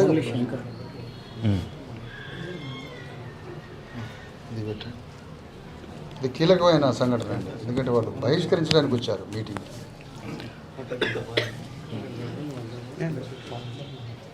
మీడియా మిత్రులకు ముందుగా నమస్కారం, జై భీమ్. నాగర్ కర్నూలు జిల్లా కుమ్మెరలో సంఘటన జరిగి 9 రోజులకు పైగా గడుస్తున్న వీర్లపల్లి శంకర్ తన రజక కుటుంబానికి, కులానికి సంబంధించినటువంటి వ్యక్తి. తన కులంలో ఒక 2 నెలల పసిబిడ్డ చనిపోతే, అదేవిధంగా తన కుల సభ్యుల మీద దాడి జరిగితే ఇప్పటి వరకు కనీసం వారిని పరామర్శించిన పాపాన పోలేదు. కానీ నిందితుల పక్షాన, ఆ అగ్రవర్ణ రెడ్ల పక్షాన మాట్లాడుతందుకు కుమ్మెర గ్రామంలోకి పోయి అక్కడ జరిగింది చిన్న గలాట. ఆ గలాటలో పసిబిడ్డ లేనే లేదు, ఆ తల్లి కూడా లేనే లేదు. ఆ గలాట జరిగినాక వచ్చింది, అది చిన్న విషయం. దానికి వివిధ సంఘాల నాయకులు లేకపోతే వివిధ ప్రతిపక్ష పార్టీల నాయకులు వచ్చి దాన్ని పెద్దగా చేస్తున్నారు. ఆ చిన్న గలాట ద్వారా ఏం జరగలేదు, ఈ రజక కుటుంబానికి ఎటువంటి నష్టం జరగలేదు అని చెప్పి అంటున్నాడు. వీర్లపల్లి శంకర్, నువ్వు కనీసం మానవత్వం ఉన్నదా నీకు? ఈ రాష్ట్రంలో ఏ కుటుంబాన్ని లేకపోతే ఏ గుండెను తట్టినా అయ్యో 2 నెలల పసిబిడ్డ కాలితో తన్ని అగ్రవర్ణ రెడ్లు చంపిర్రే, ఈ చావుకు కారణమైన వాళ్ళని ఎన్కౌంటర్ చేయాలని చెప్పి ప్రతి ఒక్కరు కోరుకుంటుంటే, అదే సామాజిక వర్గానికి చెందినటువంటి నీవు ఇది చిన్న గలాట, ఇక్కడ ఎటువంటి ఇబ్బంది కలగలేదు వీళ్ళకు. ఓన్లీ కొబ్బరికాయతోని శ్రీనివాసరెడ్డిని గణేష్ అనే వ్యక్తే కొట్టిండు, అందువల్లనే ఎఫ్ఐఆర్ నమోదు అయింది అని చెప్పి ఎట్లా వాళ్ళకు సపోర్ట్ చేస్తున్నావు? నిజంగా నీ తల్లి తండ్రులు రజక ఈ మాట అనొచ్చు అనరాదు కానీ వాళ్ళు కూడా దీన్ని అంగీకరించారు. వాళ్ళే గనక నీ మాటను వినుంటే వాళ్ళు కూడా క్షమించారు మిమ్మల్ని. దయచేసి మిమ్మల్ని ఒకటి అడుగుతున్నా, ఈ మాట కూడా అనొచ్చు అనరాదు. ఎమ్మెల్యే శంకర్ గారు, మీరు గనక బిడ్డల్ని కంటే ఈ తల్లి బాధ కూడా నీకు తెలిసి ఉంటుంది, కానీ ఈ కడుపు కోత నీకు తెలియదు కాబట్టే ఇవాళ చిన్న గలాట జరిగిందని అంటున్నావు. ఇక్కడ మా రజక సంఘ నాయకులు అందరూ ఉన్నారు. వీరందరి సమక్షంలో వీర్లపల్లి శంకర్ గారిని మన రజక కులం నుంచి బహిష్కరిస్తున్నాం. దీనికి మీరందరూ ఆమోదిస్తురుగా? ఇవాళ నుంచి వీర్లపల్లి శంకర్ రజక కాదు, శంకర్ రెడ్డి గారు, నేను ఒకటే చెప్తున్నా, మీకు గనక నిజంగా మీకు మానవత్వం ఉంటే ఈ బాధితుల పక్షాన నిలబడండి. మన కులంలో ఒక అణగారిన వర్గాల జాతుల్లో దాడి జరిగితే కాపాడే నాయకుడే లేడు అనే స్థితికి తీసుకొని వచ్చారు. మాకు ఒక ఎమ్మెల్యే ఉన్నాడు అనే ఒక ధైర్యం ఉండే, ఆ ధైర్యం లేకుండా చేసిరు మీరు. ఇవాళ వీర్లపల్లి శంకర్ రెడ్డికి ఈ రజక కులానికి ఎటువంటి సంబంధం లేదు. ఆయన కూడా కాంగ్రెస్ పార్టీలో రజక అని చెప్పుకుంటే భవిష్యత్తులో చెప్పుల దండలు వేసి, ఎక్కడ కనిపిస్తే అక్కడ చెప్పుల దండలు వేసి, దిష్టి బొమ్మలు తగలబెట్టడం కాదు, చెప్పుల దండలు వేసి ఊరేగిస్తాం, తిప్పుతాం, ఎక్కడ కనిపిస్తే అక్కడ అడ్డుకుంటాం అని చెప్పి కూడా రజక సంఘాల తరపున హెచ్చరిస్తున్నాం. అదేవిధంగా రజక సంఘాల తరపున కూడా ఈ ప్రభుత్వానికి చెప్తున్నా, రేవంత్ రెడ్డి నువ్వు 7.5 ఏండ్లు ఉంటా అంటున్నావు కదా, సాకులోల శాపన పడ్డాడు ఎవడు రాజ్యమేళలే గుర్తుపెట్టుకో. నీకు కూడా ఈ సాకులోల శాపన తాకింది. నువ్వు 2.5 ఏండ్లు మాత్రమే నువ్వు రాజ్యం మీద ఉంటావు బిడ్డ, గుర్తుపెట్టుకో. నీ దాకా ఈ సమాచారం పోదో కానీ దయచేసి మీడియా మిత్రులకు కూడా చెప్తున్నా, ఈ సమాచారం రేవంత్ రెడ్డి వినాలి. ఈ సాకులోల శాపన వల్ల 2.5 ఏండ్ల వరకే నువ్వు గద్దె మీద ఉంటావు, 7.5 ఏండ్లు కాదు. నీ యొక్క ప్రభుత్వం కూలిపోక తప్పదు అని చెప్పి హెచ్చరిస్తూ, ఈ నాయకుల పక్షాన రజక సంఘాల తరపున మేమందరం అండగా ఉంటాం. సార్, మీరు ఏ నిర్ణయమైనా తీసుకోండి, మీ నిర్ణయానికి కట్టుబడి మేమందరం మీ వెనకాల నడుస్తామని చెప్పి ఈ మీడియా సందర్భంగా సాక్షిగా తెలియజేస్తున్నాం. వ్యాప్తంగా రజకులు నిరంతరం ఈ ఆఫీస్కి కుటుంబానికి అండగా ఆహ్వానిస్తున్నారు. రాష్ట్ర వ్యాప్తంగా ఉన్నటువంటి రజకులు మన కుటుంబ సభ్యులు ఇక్కడనే ఉన్నారు. బీసీ ఎస్సీ ఎస్టీ జాక్ ఆఫీసులో, సుందరయ్య విజ్ఞాన కేంద్రం ఆవరణలో విశారణ ఆఫీస్ ఇక్కడనే ఉన్నది. ప్రతి ఒక్కరూ వచ్చి వీరిని పరామర్శించండి, మనోధైర్యం ఇద్దాం, మన వాళ్ళకు అండగా మనం నిలబడదాం. మన వాళ్ళకు న్యాయం జరిగేంత వరకు వెన్నంటి అండగా కలిసి పోరాడదాం, ఉద్యమిద్దాం. Thank you. సరిపోతుంది. ఇప్పుడు ఈ సంఘటన పట్ల సానుభూతి తెలియజేసి సంఘటనని ఖండించి కొన్ని సంపత్ గారు మాట్లాడాలని కోరుతున్నారు. రాష్ట్ర నాయకులు, రజక సంఘం.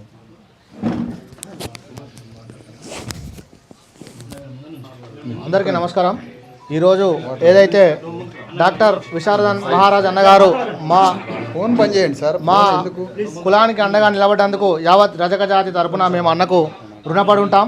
అదేవిధంగా ఏదైతే నిన్న వీర్లపల్లి శంకర్ గారు మా అమాయక రజక జాతి బిడ్డలకు అండగా ఉంటారని మేము అనుకున్నాం, కానీ ప్రభుత్వం రాసేసిన స్క్రిప్ట్ను ఆయన చదవడం జరిగింది. ఇప్పటికైనా తగిన అన్న మీరు తెలుసుకొని, మీ తప్పేందో మీరు తెలుసుకొని వెంటనే ఈ బాధితులు అన్న ఆఫీస్లో ఉన్నారు, మీరు రండి. మీరు వచ్చి ఏంటంటే ప్రభుత్వం మన కన్నుతోటి మన కన్నునే పొడుచుకునే విధంగా చేస్తుంది కాబట్టి మీరు అది గ్రహించండి. ఇప్పటిదాకా మీ గురించి ఏం కుట్ర జరుగుతుంది అనేది డాక్టర్ విశారదన్ మహారాజ్ గారు మొత్తం చెప్పిండు. అది మీరు తెలుసుకొని ఇకనైనా అన్న ఆఫీస్కు రండి, వచ్చి బాధితులకు అండగా నిలబడి మీ తప్పేందో తెలుసుకొని యావత్ రజక జాతిని క్షమాపణ కోరండి. మీరు మా బిడ్డే కనుక మేము కూడా సాధారణంగా ఆహ్వానిస్తున్నాం. మీ తప్పు మీరు తెలుసుకొని వస్తే మంచిగుంటుంది. లేకపోతే రాబోయే కార్యాచరణ తీవ్రంగా, ఎందుకంటే హైదరాబాద్లో మేము అందరం రజక సంఘాలన్నీ విశారదన్ మహారాజ్ అన్న గారి ఆధ్వర్యంలో భారీ ఎత్తున ఒక నిరసన కార్యక్రమం చేపట్టబోతున్నాం. మీ ప్రభుత్వం కనుక దిగిరాకపోతే మీ రాబోయే అసెంబ్లీని మీరు ఊహించని విధంగా ఎవ్వరు ఏలిన రజక సమాజం మొత్తం ముట్టడి చేస్తాం. దానికి మా కోపానికి మీరు బాలి కావద్దని రేవంత్ రెడ్డి గారిని కోరుతున్నాం. అయ్యా రేవంత్ రెడ్డి గారు, మీరు ప్రజాపాలన అని చెప్పి ఏదైతే మీ సావు పుట్టుకలకు అన్నిటికీ సేవ చేసే మా రజక కులాన్ని అడ్డం పెట్టుకొని మేము మీ బిడ్డలను కాపాడుకుంటూ వస్తుంటే మా బిడ్డలను మీరు చంపుతున్నారే. మా కోపానికి మీరు గురి కాకండి, మా శాపానికి గురి కాకండి. మీరు అనుకుంటున్నారు 10 ఏళ్ళు, మీకు ఇంకా 2.5 ఏళ్ళే ఉంది కదా, 2.5 ఏళ్ళు కూడా ఉన్నారు మీరు. మా శాపం తలితే 2 నెలల్లో 3 నెలల్లో మీ ప్రభుత్వం కూలిపోతుంది. మిమ్మల్ని కూడా ఎప్పుడు గురిదామని చూస్తారు. మా శాఖల శాపానికి మీరు గురి కావద్దు.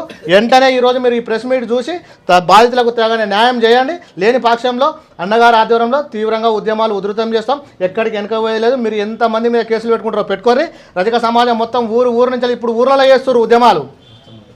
రాష్ట్రం అంతా ప్రతి ఒక్క ఊళ్ళలో ఆ చిన్న పాపకు 2 నెలల పాపకు మద్దతుగా ఉద్యమాలు చేస్తారు. వాళ్ళందరూ హైదరాబాద్కి వస్తే ఏ రకంగా ఉంటుందో మీరు తెలుసుకోండి. మీ ఇంటెలిజెన్స్ రిపోర్ట్ తెచ్చుకోండి. ప్రతి ఒక్కరు అనుకుంటుండొచ్చు మీరు వీళ్ళు ఎక్కడొస్తారు ఏం పోతారని. కానీ రజక జాతి, బీసీ, ఎస్సీ, ఎస్టీలు మొత్తం ఆ అవేర్నెస్ బాగా వచ్చింది. దాని మీద మీరు తగిన గుణపాఠం త్వరలోనే విశారదన్ మహారాజ్ అన్నగారి ఆధ్వర్యంలో ఖచ్చితంగా ఉంటుందని చెప్పి ఈ మీడియా పూర్వకంగా నేను తెలియజేస్తున్నాను. అదేవిధంగా ఎవరైతే మన రజక సోదరులు కూడా అందరూ కూడా మిగతా వాళ్ళు కూడా అందరూ ఇక్కడికి వచ్చి వీళ్ళని పరామర్శించాలి. అదేవిధంగా మా ఎమ్మెల్సీ గారు కూడా రేపు హైదరాబాద్కి వస్తున్నారు, మీ దగ్గరికి వస్తున్నారు. బసరా సారాన్న గారు వస్తున్నారు ఇక్కడికి. ఆయన కూడా మనకు మద్దతుగా ఉంటాను. మీరు దేనికైనా మీరు ఉండండి అని చెప్పడం జరిగింది. ఆయన కూడా రేపు ఇక్కడ తీసుకురావడం జరుగుతుంది. సరే, బసరా సారయ్య గారు ఈరోజు వస్తే ఇంకా బాగుంటుంది.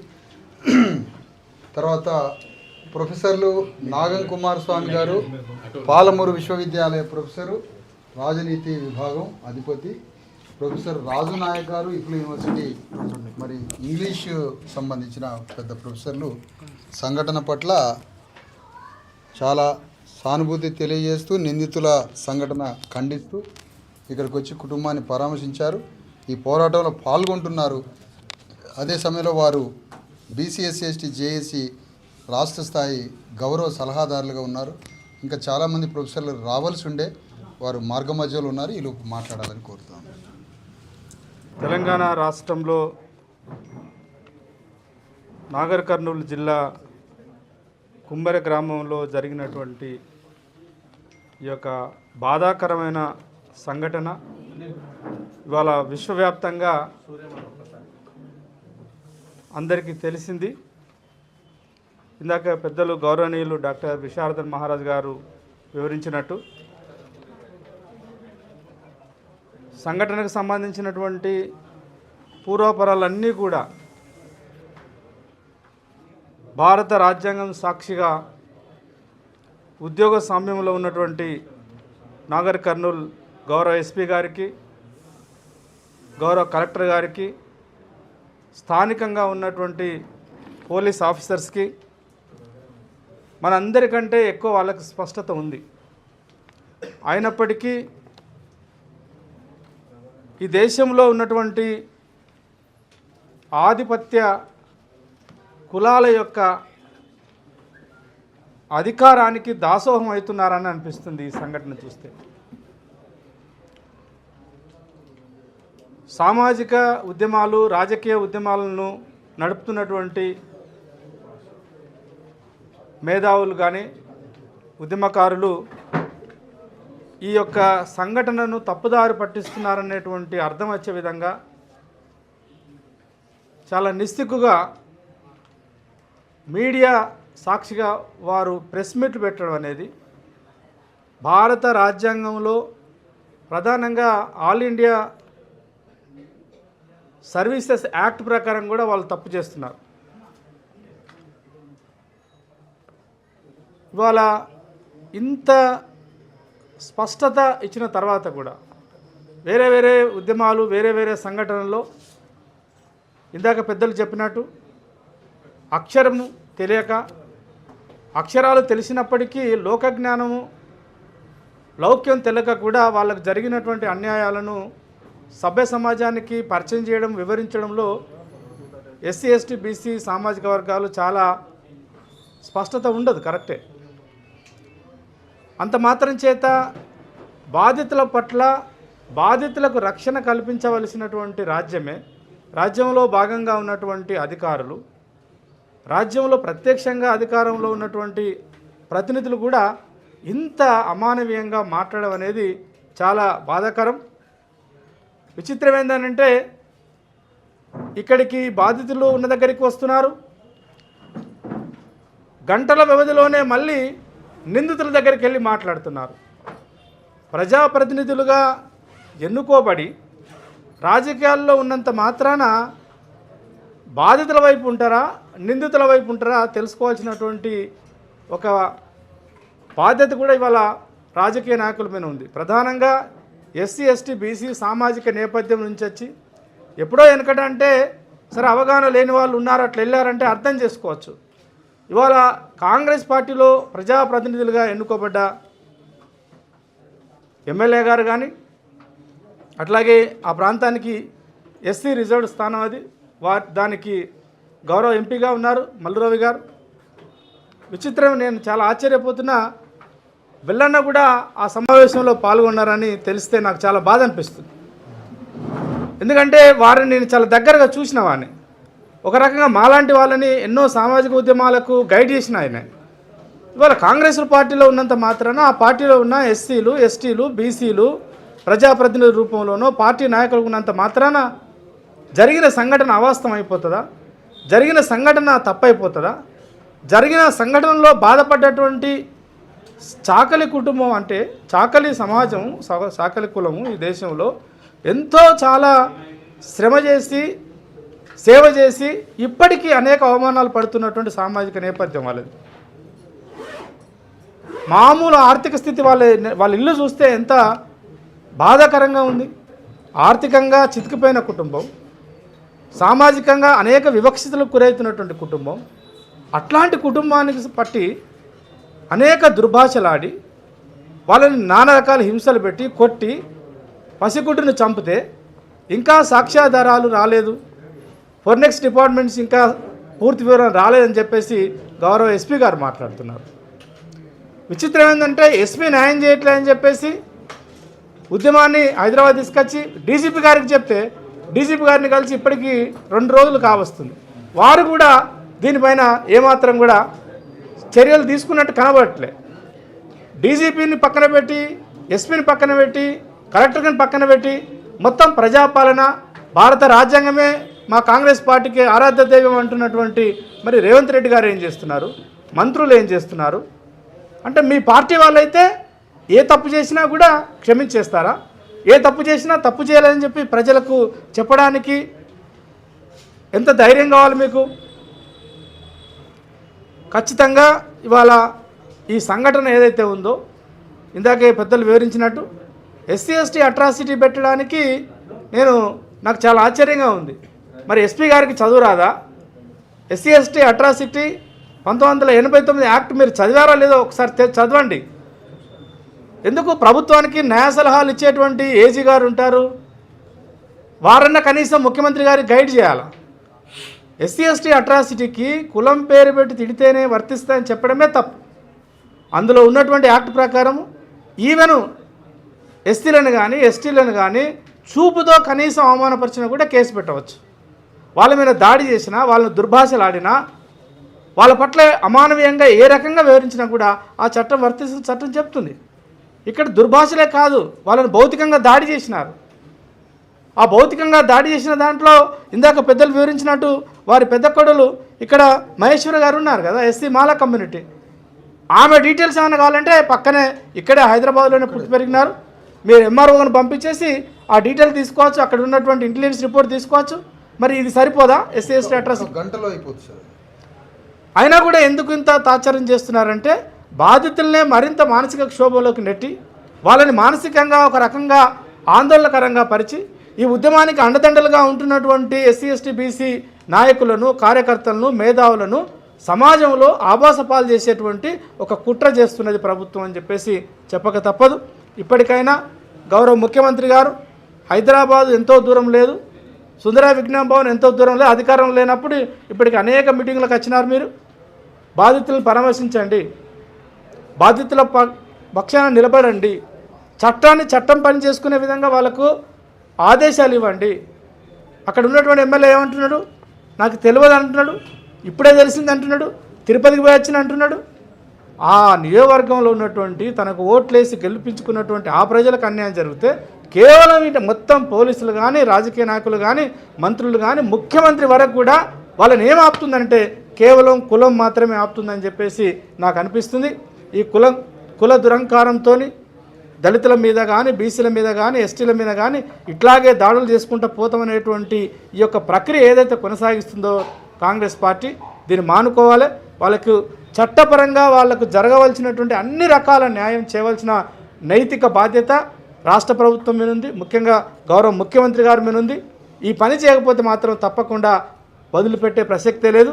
అన్ని విశ్వవిద్యాలయాల్లో పనిచేస్తున్నటువంటి ఎస్సీ ఎస్టీ బీసీ ఉపాధ్యాయులను నాన్ టీచింగ్ స్టాఫ్ను కూడా ఈ సందర్భంగా నేను సవినయంగా 2 చేతులెత్తి దండం పెట్టి కోరుకునేది ఏంటంటే చదువుకున్న మనలాంటి వాళ్ళమే మన వాళ్ళకు అన్యాయం జరిగినప్పుడు అండగా నిలబడిపోతే ఎట్లా? సామాజిక ఉద్యమాల పనే కాదు అది. విశ్వవిద్యాలయాల్లో పనిచేస్తున్న జ్ఞానంతో పనిచేస్తున్నటువంటి ఉపాధ్యాయులు, యూనివర్సిటీ ప్రొఫెసర్సు, బుద్ధిజీవులు, ఉద్యోగ సమయంలో వాళ్ళందరూ కూడా ఈ సంఘటన పట్ల సానుభూతిని వ్యక్తం చేసి ఈ యొక్క చెల్లెకి, ఆ తమ్ముళ్ళకి, ఆ కుటుంబానికి అండగా మానసికంగా మనం నిలబడాలి. అవసరం అనుకుంటే ప్రభుత్వం మీద ఒక కార్యాచరణ కూడా రూపొందించవలసిన అవసరం ఉందని తెలియజేస్తూ రాబోయే కాలంలో ఇప్పటికే చాలా రోజులైంది, ఇంకా రోజులు లెక్క పెట్టకుండా ఎంతకాలం ఉండగలుగుతాం.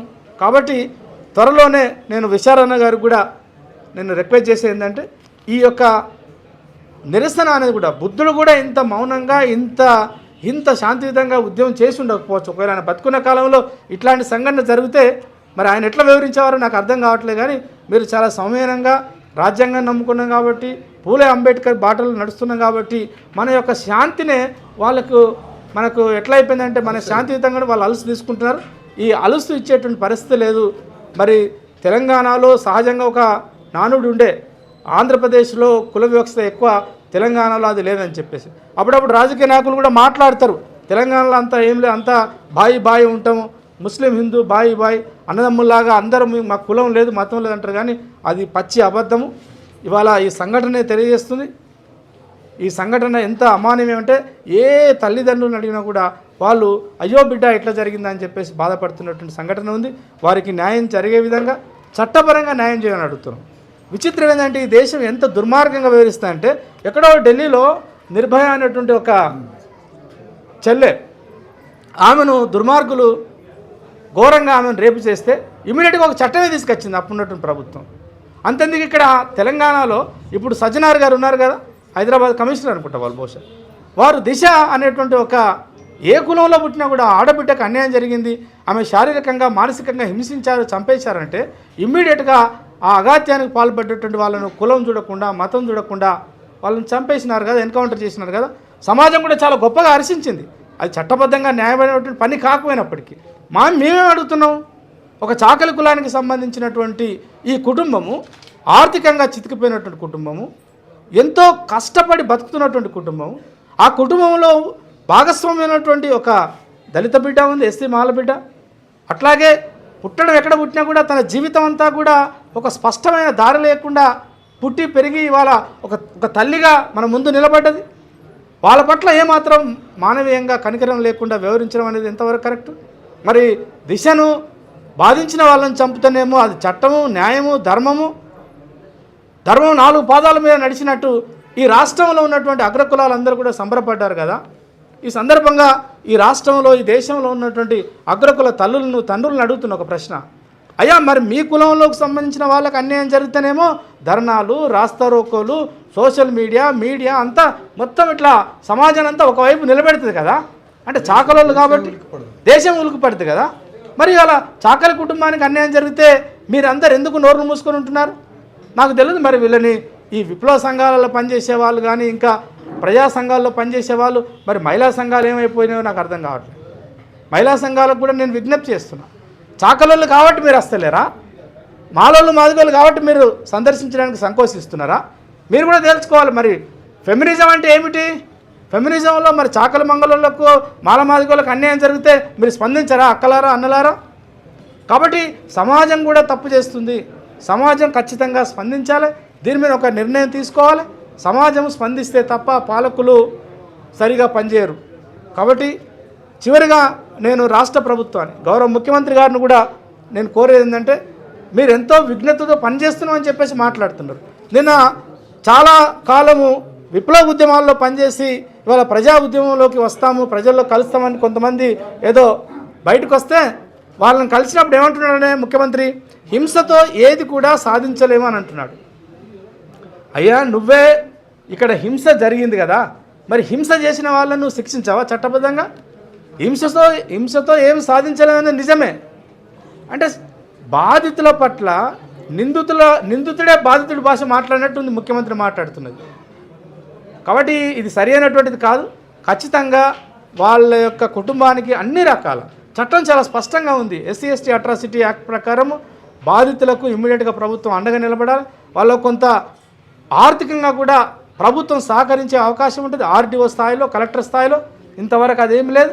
పైపెచ్చు అక్కడ ఏసీపీ గారు అనుకుంటా వారు ప్రెస్ మీట్ పెట్టయితే మరీ ఘోరంగా మాట్లాడుతున్నారు. యూనిఫామ్ వేసుకొని అంత అన్యాయంగా అంత పచ్చి అబద్ధం ఎట్లా చెప్పగలుగుతున్నారు సార్ మీరు?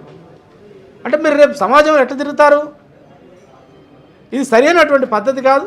21వ శతాబ్దంలో ఉన్నాము, సైన్స్ టెక్నాలజీ అంటున్నారు. మొత్తము రాహుల్ గాంధీ ఏమో రాజ్యాంగాన్ని పట్టుకొని మేము అసలు రాజ్యాంగానికి నిజమైన ప్రతినిధులు అంటున్నారు. ఈ సందర్భంగా నాకేం గుర్తొస్తుందనంటే రాజకీయ పార్టీలలో ఎస్సీలైనా, ఎస్టీలైనా, బీసీలైనా అగ్రకుల నాయకత్వంలో ఉన్న పార్టీలో ఉన్నప్పుడు మీకు కొన్ని ఇబ్బందులు ఉంటే మాకు తెలుసు. అది డాక్టర్ బాబాసాహెబ్ అంబేద్కర్ గారు గ్రహించినారు. మరీ ముఖ్యంగా కాన్సీరామ్ గారు ఎన్నో సందర్భాల్లో చెప్పినారు. అందుకనే ఆయన చాలా నిర్భయంగా ఒక మాట అనేవాడు, చెంచాల యుగం, మీరు కులానికి మావాలే కానీ అక్కడ పోయిన తర్వాత మీకు నరం లేని నాలుకలాగా మాట్లాడుతున్నారు. అంటే మీకు విఘ్నత లేదా? మీరు మనుషులు కాదా? మీరు ఆలోచించలేరా? గౌరవ ఎంపీ గారు నేను వచ్చి ఇక్కడ వీళ్ళతో కలిసి ఇమీడియట్గా అక్కడ పోయి అక్కడ వాళ్ళతో ఎట్లా ప్రెస్ మీట్ పెడతాడండి ఆయన? అంటే కొంత జ్ఞానం ఉన్న వాళ్ళు, చదువుకున్న వాళ్ళు కూడా మీలాంటి వాళ్ళే ఇట్లా ప్రవర్తిస్తే మరి ఇక రెడ్లు మీద పడి దాడి చేయరా? వాళ్ళకు ధైర్యం ఏంటంటే చంపినా కూడా మనల్ని ఎవడు ఏం చేయలేడు. తెలంగాణలో కాంగ్రెస్ పార్టీ లేదు, రెడ్ల పార్టీ ఉంది. తెలంగాణలో ముఖ్యమంత్రి ప్రజల మంత్రి కాదు, మంత్రులు, ప్రభుత్వం, ప్రజాపాలన కాదు, అది రెడ్ల రాజ్యం అని చెప్పేసి వాళ్ళు ధైర్యంగా గ్రామాలలో విచ్చలవిడిగా హత్యలు చేస్తున్నారు, అఘాయిత్యాలు చేస్తున్నారు, అందరి మీద దాడి చేస్తున్నారు. ఇది సరైనది కాదు. ఇవాళ ఎస్సీ ఎస్టీ బీసీ జేఏసీలో నేను ఒక సభ్యుడిగా ఉన్నాను, గౌరవ సలహాదారిగా ఉన్నాను. అన్నిటికి మించి నేను ఒక మనిషిని, అన్నిటికీ మించి నాకు ఇష్టం ఉన్నా ఇష్టం లేకపోయినా ఒక దళిత జాతి బిడ్డను. కాబట్టి ఇంత అమానవీయ సంఘటన జరిగినప్పుడు ఖచ్చితంగా స్పందించాలని చెప్పేసి అవకాశం తీసుకొని ఇక్కడ రావడం జరిగింది. ఈ సందర్భంగా వారిని కలవడానికి అవకాశం ఇచ్చినందుకు, అట్లాగే ఈ సమావేశంలో మాట్లాడమని అడిగినందుకు గౌరవ పెద్దలు డాక్టర్ విశారద మహారాజ్ గారికి జేబీలు తెలియజేస్తూ అందరికి కూడా సవినయంగా నా యొక్క వినయపూర్వక కృతజ్ఞత తెలియజేస్తూ, ముఖ్యంగా ఈ ఎవరైతే ఉన్నారో చెల్లి తర్వాత కుటుంబ సభ్యులందరికీ కూడా అవసరం అనుకుంటే రాబోయే కాలంలో పాలమూరు యూనివర్సిటీ నుంచి కూడా అట్లాగే మిగతా యూనివర్సిటీలో ఉన్నటువంటి ఎస్సీ ఎస్టీ బీసీ ఫ్యాకల్టీ అందరితో కోఆర్డినేట్ చేసుకొని మేము కూడా అవసరం అనుకుంటే వారికి అండగా ఉంటాము, గ్రామాన్ని సందర్శిస్తాం. అవసరం అనుకుంటే నాగర్ కర్నూలులోనే ఒక ఉద్యమాన్ని కూడా చేపట్టేటువంటి కార్యాచరణ చేస్తామని చెప్పేసి తెలియజేస్తూ సెలవు. జై భీమ్. శంకర్ గారు సీనియర్ దళిత నాయకులు, దళిత బహుజన ఫ్రంట్ ప్రతినిధి శంకర్ గారు వచ్చి మాట్లాడాల్సిన సంఘటన. చైర్ తీసుకురా. కుమ్మెర బాధితుల పక్షాన న్యాయ పోరాటం చేస్తున్న అన్న BC SC ST JAC chairman doctor Visharada గారి పోరాటానికి దళిత బహుజన ఫ్రంట్ తరఫున సంఘీభావాన్ని ప్రకటిస్తూ ఈ పోరాటంలో మేము భాగస్వామ్యం అవుతామని చెప్పి తెలియజేస్తూ ఉన్నాం. ఈ ఒక రాజ్యాంగబద్ధ సంస్థ రాష్ట్ర ఎస్సీ ఎస్టీ కమిషన్ జిల్లా కలెక్టర్తో, జిల్లా ఎస్పీతో బాధితుల సమక్షంలో రివ్యూ చేసి బాధిత కుటుంబానికి రక్షణ కల్పించాలని చెప్పి ఇప్పటికీ 4 రోజులు అయింది. రాష్ట్ర ఎస్సీ ఎస్టీ కమిషన్ ఆదేశించి ఇప్పటికీ పోలీస్ యంత్రాంగం ఎటువంటి నిర్ణయం కూడా తీసుకోలేదు. అదే రోజు ఎస్సీ ఎస్టీ కమిషన్ చైర్మన్ గారు చెప్పారు, ఎస్సీ ఎస్టీ అట్రాసిటీ చట్టం ప్రకారం బాధితులకు తక్షణంగా 4 లక్షల రూపాయల నష్టపరిహారం ఇవ్వాలని చెప్తే కలెక్టర్ రిక్వెస్ట్ చేయడం మూలంగా 1 లక్ష రూపాయల చెక్ మాత్రమే ఆ రోజు ఇవ్వడం జరిగింది. అంటే చట్టాన్ని అమలు చేయకుండా ఇక్కడ ముఖ్యమంత్రి, ఇక్కడ మంత్రులు ఇవాళ కలెక్టర్ మీద, ఎస్పీ మీద ఒత్తిడి చేస్తున్నట్టు సందర్భం కనిపిస్తూ ఉంది. కాబట్టి ఎస్సీ ఎస్టీ కమిషన్ ఆదేశాలను పాటించాలని చెప్పి, అమలు చేయాలని చెప్పి మేము డిమాండ్ చేస్తా ఉన్నాం. రెండోది వల్ల రాజ్యాంగం పట్టుకొని దేశవ్యాప్తంగా తిరుగుతున్న రాహుల్ గాంధీ ఇవాళ తెలంగాణ గడ్డ మీదకి రాబోతున్నాడు. తెలంగాణ బడికి వస్తున్నాడు కాబట్టి తెలంగాణలో మేము ఒక ప్రజాపాలన తీసుకొస్తామని చెప్పినావు కాబట్టి నువ్వు ముందుగా తెలంగాణకు వచ్చేది ఉంటే వికారాబాద్ కంటే పోయే ముందు, అనంతగిరి కొండలకు పోయే ముందు ఇక్కడ బీసీ ఎస్సీ ఎస్టీ జేఏసీ కార్యాలయానికి వచ్చి ఇక్కడ మీకు ఓటు వేసిన బాధితుని వల్ల ఒక బిడ్డని కోల్పోయి ఇక్కడ కన్నీరు కారుస్తూ ఉన్నారు, ఒక న్యాయపోరాటం చేస్తూ ఉన్నారు. మీరు ఇక్కడికి రావాలని చెప్పి మేము రాహుల్ గాంధీ గారిని డిమాండ్ చేస్తున్నాం. ఇట్నే ముఖ్యమంత్రి గారు కూడా నువ్వు హోంమంత్రి పోయినావు, లేదా నువ్వు ఈ కుటుంబాన్ని పరామర్శించకపోతే హోంమంత్రి ఇంకెవరికైనా నువ్వు, లేదు నీ ముఖ్యమంత్రి పదవికి రాజీనామా చేయమని చెప్పి కూడా మేము డిమాండ్ చేస్తా ఉన్నాం. Thank you. నేను సరస్వతి, బీసీ రాజ్యాధికార సమితి సీఈఓని. ముందుగా ఇందాక సార్ అన్నట్టు నేను ఒక ఆడపిల్లని. నాకు అర్థమైతలేదు, గత 4 రోజుల నుంచి చూస్తున్నా, మన పాలకులు రక్షించే వాళ్ళ, భక్షించే వాళ్ళ? ఎక్కడున్నాం మనం? సమాజంలోనే ఉన్నాం. అసలు ఒక బాలింత అమ్మాయి, 2 నెలల బాలింత అంటే అమ్మాయి ఎట్లా ఉంటుందో తెలుసు. ఈ టైంలో తను బిడ్డను కోల్పోయి 4 డేస్ నుంచి న్యాయం కోసం వీధుల పాలై ఒక అన్న, నాకు నిజంగా చెప్తున్నా కదా, నాకు 3 అన్నలు. నాకు ఈరోజు విశాలాసాన్ని చూస్తుంటే చాలా గర్వంగా ఉంది. సాటి మనిషి కోసం తను పడుతున్నటువంటి తపన, ఇంత సమాజంలో 90% మనం ఉన్నాము. ఒక ఆడపిల్లకి న్యాయం చేయలేమా? మన వల్ల కాదా? ఎంత చెంచాగిరి చేసే వాళ్ళనైనా మనం తిప్పి కొట్టలేమా? నేను అడుగుతున్నాను అన్ని వర్గాల వాళ్ళని, అన్ని కుల సంఘాల వాళ్ళని, ప్రజలను, ఉద్యోగస్తులను, యువతను, నిరుద్యోగులను మనం ఏకమై ఒక అమ్మాయికి న్యాయం చేయలేమా? ఎక్కడున్నాం మనం? ఈరోజు చిన్న పాపని చంపితే న్యాయం చేసుకోలేని వాళ్ళం, రేపు మనలో ఎంతమంది మీద ప్రతి ఒక్క చోట ఒక బాధిత మన మీద అగ్రవర్ణాలు అనేవి దాడులు చేస్తూనే ఉన్నాయి కదా. ఎప్పుడు తిప్పికొడదాం? 2026 మనం ఉన్నది 2026లో, ఏదో 1947 కంటే బిఫోర్ బ్రిటిష్ కాలంలో లేము. ఎంత అంటే ఒక్కరోజు జరిగిన బాధకు వాళ్ళు అనుక్షణం బాధపడుతూ న్యాయం కోసం నాగర కర్నూలు వదిలి కుటుంబం వెళ్ళడానికి భయపడి, ఊరికి వెళ్ళడానికి భయపడి వచ్చి మన దగ్గరుండి, అమ్మాయిని చూడండి ఎంత సిక్ అయింది, తను నిల్చోలేని పరిస్థితిలో ఉంది. ఎన్ని రోజులు తిరగాలి మీ చుట్టూ? తిప్పుకోండి. మేము అన్ని రకాలుగా ఉన్న వాళ్ళని నిరుద్యోగులు ఎట్లా హింసించుకుంటున్నారు కదా, ఒక్కొక్క దగ్గర ఊర్లు గ్రామాలు ఖాళీ చేపిస్తున్నారు కదా, ఎన్నో దాడులు చేస్తూనే ఉన్నారు కదా మీరు. అయినా భరిస్తున్నాం కదా, మాకెక్కడ కూడా చట్టాలు లేవు కదా. మొన్న కమిషన్ చెప్పినప్పటి నుంచి కూడా కమిషన్ చెప్పింది, ఇంతమంది సంఘాలు చెప్తున్నవి మీకు అర్థమైతలేదా? అంటే ఏం చేస్తారు మమ్మల్ని అని చెప్పేసి మాకు అంత సవాలు విసులుతున్నారా? ఇదేనా పాలకులు చేసేది? అందుకైనా మేము మీకు ఓటు వేసింది. ఎట్లా నమ్మాలి మిమ్మల్ని మేము? ఈరోజు పశువుల కంటే హీనంగా చూస్తారు మమ్మల్ని, జంతువుల కన్నా జాలి ఉంటుంది, అంతకంటే ఘోరం ఉన్నారు. 4 రోజుల నుంచి మనుషులే ఇంకా మన వాళ్ళు ఇదే కుటుంబమైన తాడు, బాడీ పెయిన్స్, వాళ్ళకు ట్రీట్మెంటు, వాళ్ళకి అసలు వాళ్ళకి ఇవన్నీ మైకులు, ఈ సౌండ్. అమ్మాయి బాలింత, నీకు ఒక బిడ్డ ఉంది కదా, అమ్మాయి ఇదే పరిస్థితిలో ఉంటే ఇట్లనే ఊరుకుంటారా మీరు? ఇప్పటి వరకు కూడా సీఎం రేవంత్ రెడ్డి గారు స్పందిస్తలేరంటే అసలు మమ్మల్ని కనీసం మనుషుల లెక్క కూడా చూస్తలేరని నాకు అర్థమవుతుంది. ప్రజలారా గమనించండి, ఇది ఈరోజు ఒక మౌనికకు వచ్చిన కష్టమే కాదు, ఈరోజు మౌనికకు వచ్చిన కష్టమే కాదు, వాళ్ళ ఆలోచన విధానం లోపల మన మీద ఎంతవరకు వాళ్ళ లోపల మన మీద ఉన్న పగ ఉందో గమనించండి. మనమంటే వాళ్ళకి ఎంత చిన్న చూపు ఉందో గమనించండి. వాళ్ళ లోపల అగ్ర కులాల లోపల ఇంకా కూడా కొంతమంది లోపల మన మీద ఉన్నటువంటి ఒక రకంగా చెప్పాలంటే కర్కశ మూర్ఖత్వం, పైశాచిక ఆనందం అనేది ఇంత తీవ్ర స్థాయిలో ఉందో ఆలోచించండి.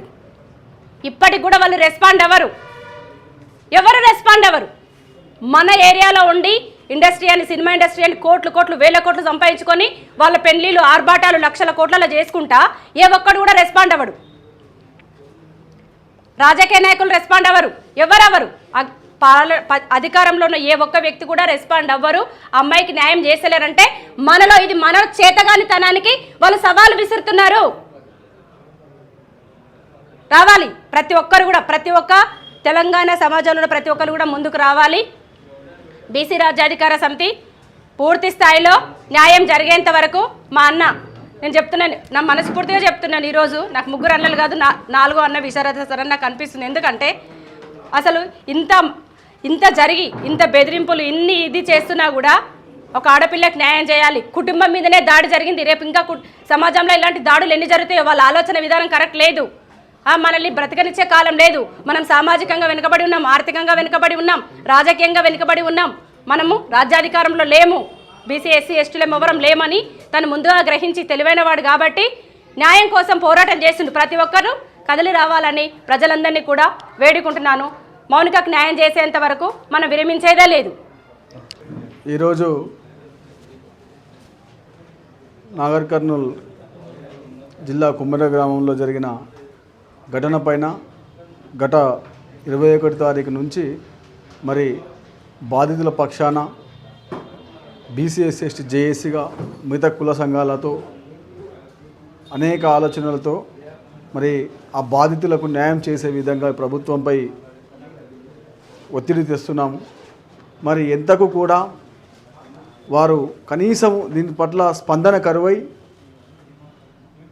స్పందనే కాదు ప్రతిదాడి చేయడము, అసలు హేయమైన సమాజమే సిగ్గుపడేలా వాళ్ళ ప్రవర్తన ఉన్నది.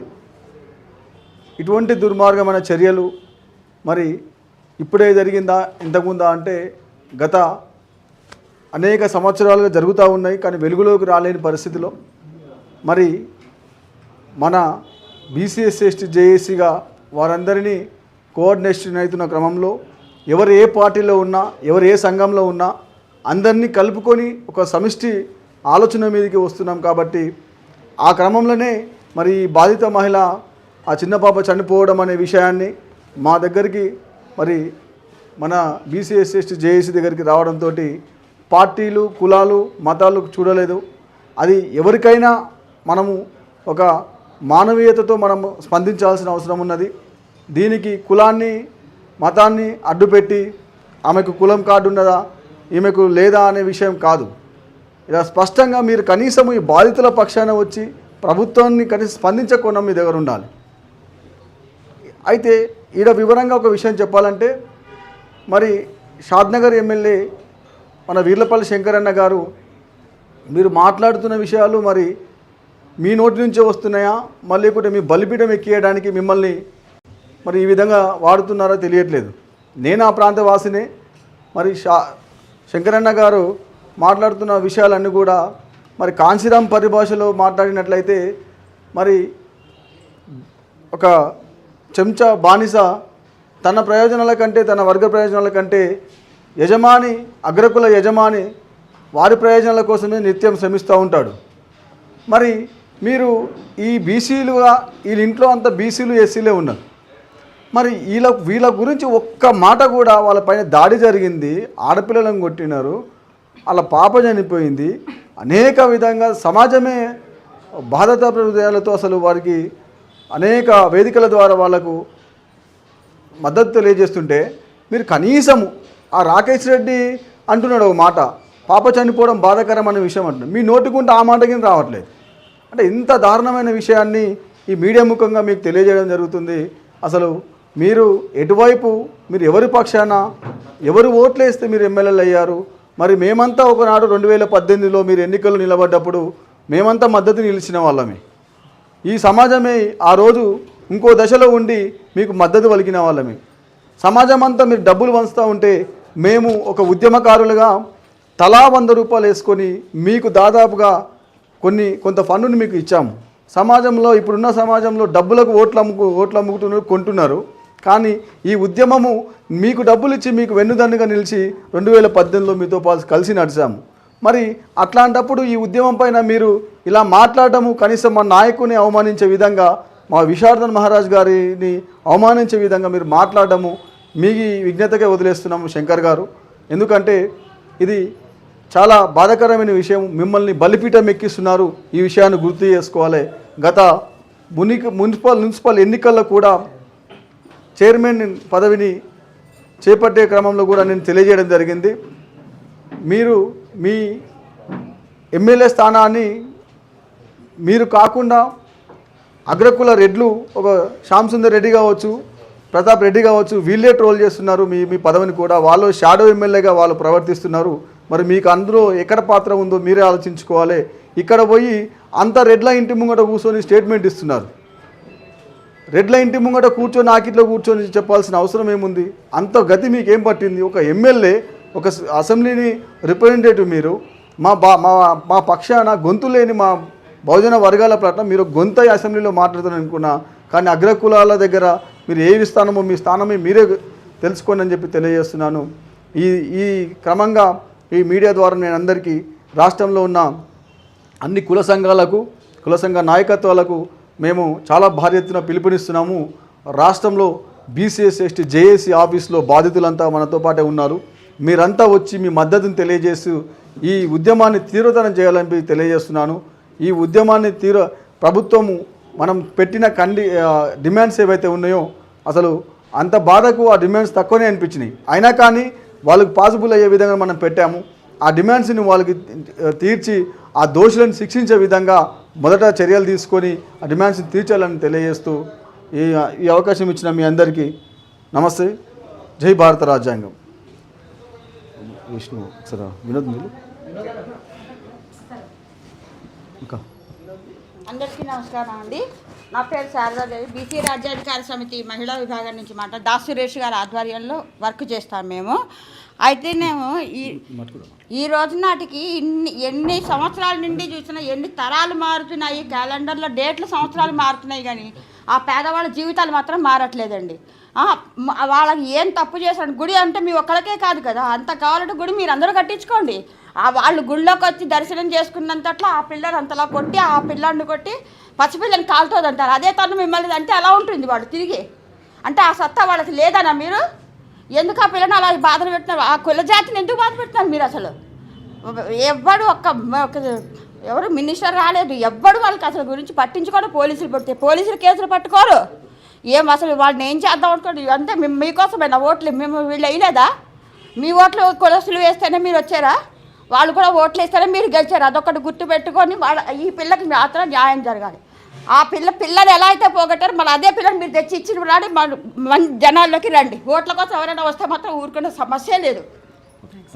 అక్క ఒక బ్రాహ్మణ్, తను ఎంత బాగా మాట్లాడుతుందంటే ఒక్క 2 నిమిషాలు మాట్లాడినా కూడా ఆమె ఎంత విలువిల్లాడుతుంది తెలుసా మౌనిక గురించి. 4 రోజుల నుంచి రోజు వస్తుంది.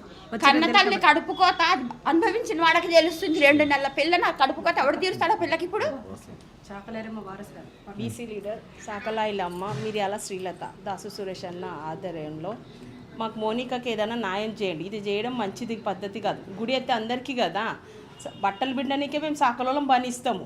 మీ పిల్లలు ముండ మోసినప్పుడు మేము గాజులు తీయడానికి మేము బనిస్తాం. ఇస్తిరి బట్టలు వేసుకుందే మీరు బయటికి వెళ్తున్నారా?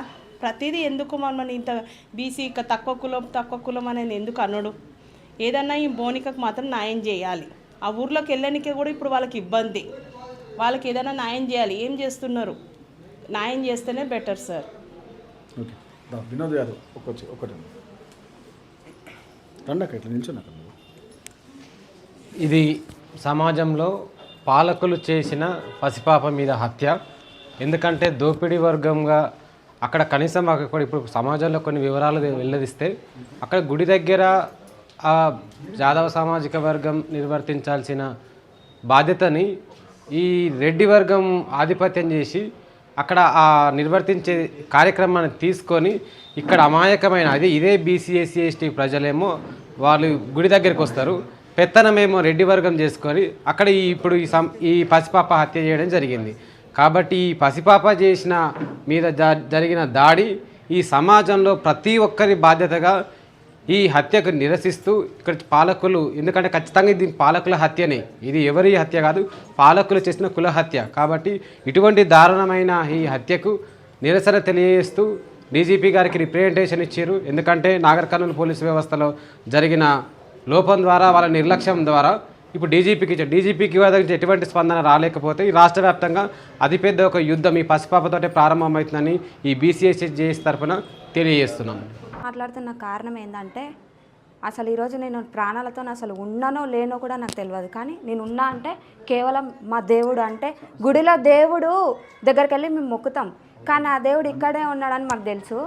ఒకటి ఏంటంటే ఈ అమ్మాయి బీసీలలో పుట్టింది, ఎస్సీలలో పెరిగింది, కాబట్టి నా మీద కూడా దాడి జరిగింది. నేను మాలల్లో అంటే మా క్యాస్ట్, మేము ఎస్సీనే, నేను మాల అమ్మాయినే, కాబట్టి మళ్ళీ నా మీద నేను కేసు పెడితే నాది ఎందుకు తీసుకోవట్లేరు? అంటే నేను మాల కాదా? అంటే డీటెయిల్స్ కావాలా? డీటెయిల్స్ ఉన్నాయి, ప్రతి ఒక్కటి. మేము ఇక్కడ హైదరాబాద్లో ఉంటాం. మా మమ్మీ పేరు మా డాడీ పేరు అన్నీ చెప్పిరు. మా మమ్మీ పేరేమో పుణ్యవతి, మా డాడీ పేరేమో అశోక్ కుమార్, మేము మేకలోళ్ళం, మా ఇంటి పేరు. మళ్ళీ నేను కేసు పెడితే ఎందుకు తీసుకోవట్లేదు? మళ్ళీ అమ్మాయి బీసీలలో పుట్టింది, ఎస్సీలలో పెరిగింది, మళ్ళీ అమ్మాయి ఎస్సీ కాదు మా బీసీలో అని అంటున్నారు. మళ్ళీ నేను పెట్టిన దానికి నాకు అసలు ఏ రెస్పాన్సే లేదు. మళ్ళీ అమ్మాయి సరే నేను పెట్టిన కేసు తీసుకోండి, ఆ అమ్మాయి ఎస్సీ కాదు మా బీసీ అని అంటున్నారు. మళ్ళీ అమ్మాయిది కూడా మళ్ళీ మర్డర్ కేసు చేయండి, మళ్ళీ నా ఎస్సీ ఎస్టీ ఇప్పుడు కేసు పెట్టండి, మళ్ళీ ఎందుకు తీసుకోవట్లేదు అసలు?